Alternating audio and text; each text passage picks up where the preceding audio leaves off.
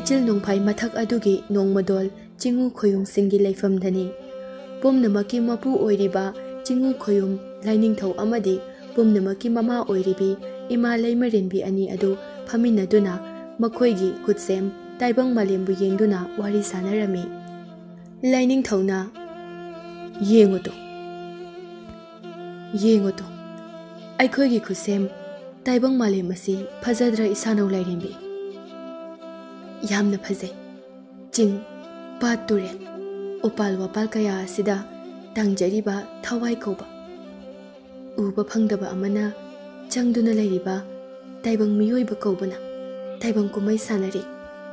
ꯁꯥ ꯉꯥ ꯎꯆꯦꯛ ꯀꯌꯥꯅ ꯇꯥꯏꯕꯪ ꯃꯤꯑꯣꯏꯕꯁꯤꯡꯒꯤ ꯀꯨꯝꯍꯩꯗ ꯃꯇꯦꯡ ꯄꯥꯡꯂꯤ꯫ ꯂꯥꯏꯅꯤꯡꯊꯧꯅ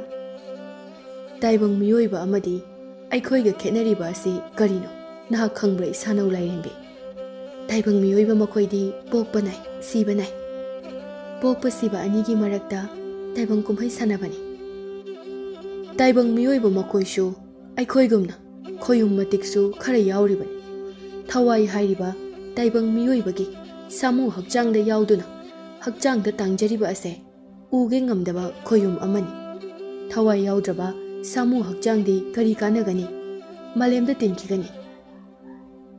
ꯊꯋꯥꯏꯅ ꯌꯥꯗꯕ ꯊꯕꯛ ꯍꯛꯆꯥꯡꯅ ꯄꯥꯡꯊꯣꯛꯂꯕꯗꯤ ꯃꯤꯑꯣꯏꯕ ꯑꯗꯣ ꯑꯐꯕ ꯑꯣꯏꯔꯣꯏ꯫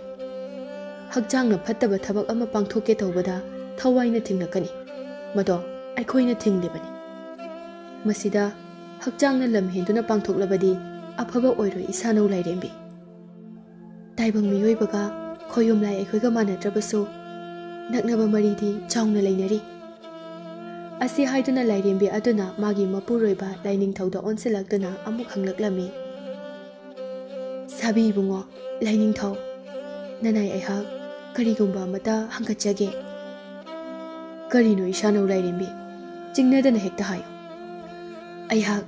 ꯇꯥꯏꯕꯪ ꯃꯥꯂꯦꯝ ꯑꯁꯤꯒꯤ ꯃꯃꯥ ꯑꯃ ꯑꯣꯏꯅ ꯇꯥꯏꯕꯪ ꯃꯥꯂꯦꯝꯗ ꯀꯨꯝꯗꯨꯅ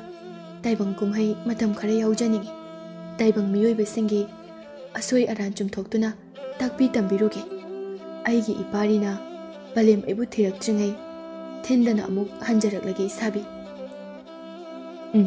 "ꯏꯁꯥꯅꯧ ꯂꯥꯏꯔꯦꯝꯕꯤ, ꯈꯣꯌꯨꯝ ꯑꯩꯈꯣꯏꯅ ꯇꯥꯏꯕꯪ ꯀꯨꯝꯍꯩ ꯌꯥꯎꯕ ꯀꯔꯤꯁꯨ ꯑꯀꯥꯏꯕ ꯂꯩꯇꯦ꯫ ꯑꯗꯨꯕꯨ ꯂꯥꯏꯔꯦꯝꯕꯤ, ꯅꯍꯥꯛꯅ ꯇꯥꯏꯕꯪ ꯃꯤꯑꯣꯏꯕ ꯂꯛꯇ ꯇꯥꯏꯕꯪ ꯀꯨꯝꯍꯩ ꯌꯥꯎꯔꯕꯗꯤ ꯅꯍꯥꯛ ꯏꯆꯝ ꯆꯝꯕ ꯇꯥꯏꯕꯪ ꯃꯤꯑꯣꯏꯕꯒꯨꯝꯅ ꯇꯥꯏꯕꯪ ꯆꯤꯟꯖꯥꯛ ꯆꯥꯕ ꯌꯥꯔꯣꯏ ꯑꯃꯗꯤ ꯑꯄꯥꯝ ꯅꯨꯡꯁꯤ ꯄꯣꯛꯄ ꯌꯥꯔꯣꯏ꯫ ꯃꯁꯦ ꯅꯍꯥꯛꯅ ꯉꯥꯛꯇ꯭ꯔꯕꯗꯤ ꯅꯍꯥꯛ ꯈꯣꯌꯨꯝ ꯂꯥꯏꯔꯩꯕꯥꯛ ꯑꯁꯤꯗ ꯑꯃꯨꯛ ꯍꯜꯂꯛꯄ ꯌꯥꯔꯣꯏ꯫ ꯅꯍꯥꯛꯀꯤ ꯅꯄꯥꯔꯤꯒꯁꯨ ꯀꯥꯏꯅꯒꯅꯤ꯫ ꯑꯩꯍꯥꯛ ꯄꯨꯝꯅꯃꯛ ꯉꯥꯛꯅ ꯆꯠꯆꯒꯅꯤ꯫ ꯏꯄꯥꯔꯤꯅ ꯄꯂꯦꯝ ꯃꯃꯥ ꯑꯩꯕꯨ ꯊꯤꯔꯛꯇ꯭ꯔꯤꯉꯩꯗ ꯑꯩ ꯍꯟꯖꯔꯛꯀꯦ"꯫ ꯂꯥꯏꯅꯤꯡꯊꯧ ꯑꯃꯗꯤ ꯂꯥꯏꯔꯦꯝꯕꯤ ꯑꯅꯤꯒꯤ ꯃꯄꯥꯔꯤ ꯅꯋꯥ ꯄꯨꯟꯁꯤꯕ ꯂꯥꯏ ꯅꯨꯔꯥꯕꯤ ꯑꯃꯅ ꯄꯝꯗꯨꯅ ꯊꯣꯔꯛꯂꯝꯃꯤ꯫ ꯂꯥꯏꯔꯦꯝꯕꯤꯅ ꯃꯆꯥꯒꯤ ꯅꯥꯛꯇ ꯆꯪꯁꯤꯟꯗꯨꯅ ꯂꯥꯏ ꯅꯨꯔꯥꯕꯤ ꯑꯗꯨꯒꯤ ꯃꯊꯥꯗ ꯇꯨꯝꯂꯤꯕ ꯃꯆꯥ ꯄꯥꯔꯤꯕꯨ ꯅꯨꯡꯁꯤꯅ ꯅꯥꯟꯗꯨꯅ ꯂꯥꯏꯔꯦꯝꯕꯤ ꯑꯗꯨꯅ ꯍꯥꯏꯔꯛꯂꯝꯃꯤ꯫ "ꯄꯂꯦꯝ ꯊꯨꯅ ꯂꯥꯛꯀꯦꯀꯣ ꯄꯥꯔꯤ"꯫ ꯑꯗꯨꯒ ꯂꯥꯏ ꯅꯨꯔꯥꯕꯤ ꯑꯗꯨꯗ ꯑꯃꯨꯛ ꯍꯥꯏꯔꯛꯏ, "ꯏꯄꯥꯔꯤꯁꯦ ꯅꯤꯡꯊꯤꯅ ꯌꯦꯡꯁꯤꯜꯂꯝꯃꯨꯀꯣ"꯫ "ꯌꯦꯡꯁꯤꯟꯖꯔꯝꯒꯦ ꯏꯃꯥ ꯂꯥꯏꯔꯦꯝꯕꯤ"꯫ ꯂꯥꯏꯔꯦꯝꯕꯤ ꯑꯗꯨꯅ ꯂꯥꯏꯅꯤꯡꯊꯧꯗ ꯑꯣꯟꯁꯤꯜꯂꯛꯇꯨꯅ ꯈꯨꯔꯨꯝꯂꯒ "ꯑꯩꯍꯥꯛ ꯆꯠꯆꯔꯨꯈꯤꯒꯦ ꯏꯁꯥꯕꯤ ꯂꯥꯏꯅꯤꯡꯊꯧ"꯫ "ꯑꯩꯅ ꯍꯥꯏꯈꯤꯕꯁꯤꯡꯗꯣ ꯀꯥꯎꯒꯅꯨꯀꯣ ꯏꯁꯥꯅꯧ ꯂꯥꯏꯔꯦꯝꯕꯤ"꯫ "ꯀꯥꯎꯖꯔꯣꯏ ꯂꯥꯏꯅꯤꯡꯊꯧ"꯫ ꯑꯁꯤ ꯍꯥꯏꯗꯨꯅ ꯂꯥꯏꯔꯦꯝꯕꯤ ꯑꯗꯨ ꯃꯊꯃꯣꯏꯗ ꯌꯥꯝꯅ ꯍꯔꯥꯎꯕ ꯑꯃꯒ ꯂꯣꯏꯅꯅ ꯇꯥꯏꯕꯪ ꯃꯥꯂꯦꯝꯗ ꯇꯥꯏꯕꯪ ꯀꯨꯝꯍꯩ ꯌꯥꯎꯕ ꯆꯠꯈꯤꯔꯝꯃꯤ꯫ ꯂꯥꯏꯔꯦꯝꯕꯤ ꯑꯗꯨ ꯃꯥꯂꯦꯝꯗ ꯀꯨꯝꯊꯔꯛꯂꯝꯃꯤ꯫ ꯂꯧꯕꯨꯛ ꯃꯌꯥꯏ ꯑꯃꯗ ꯂꯦꯞꯇꯨꯅ ꯀꯣꯏꯅ ꯌꯦꯡꯂꯛꯂꯝꯃꯤ꯫ ꯀꯌꯥꯗ ꯅꯤꯡꯊꯤꯖꯔꯤꯕꯅꯣ! ꯏꯪꯂꯕ ꯃꯥꯂꯪꯅ ꯂꯤꯔꯤ ꯂꯤꯔꯤ ꯁꯤꯠꯄ,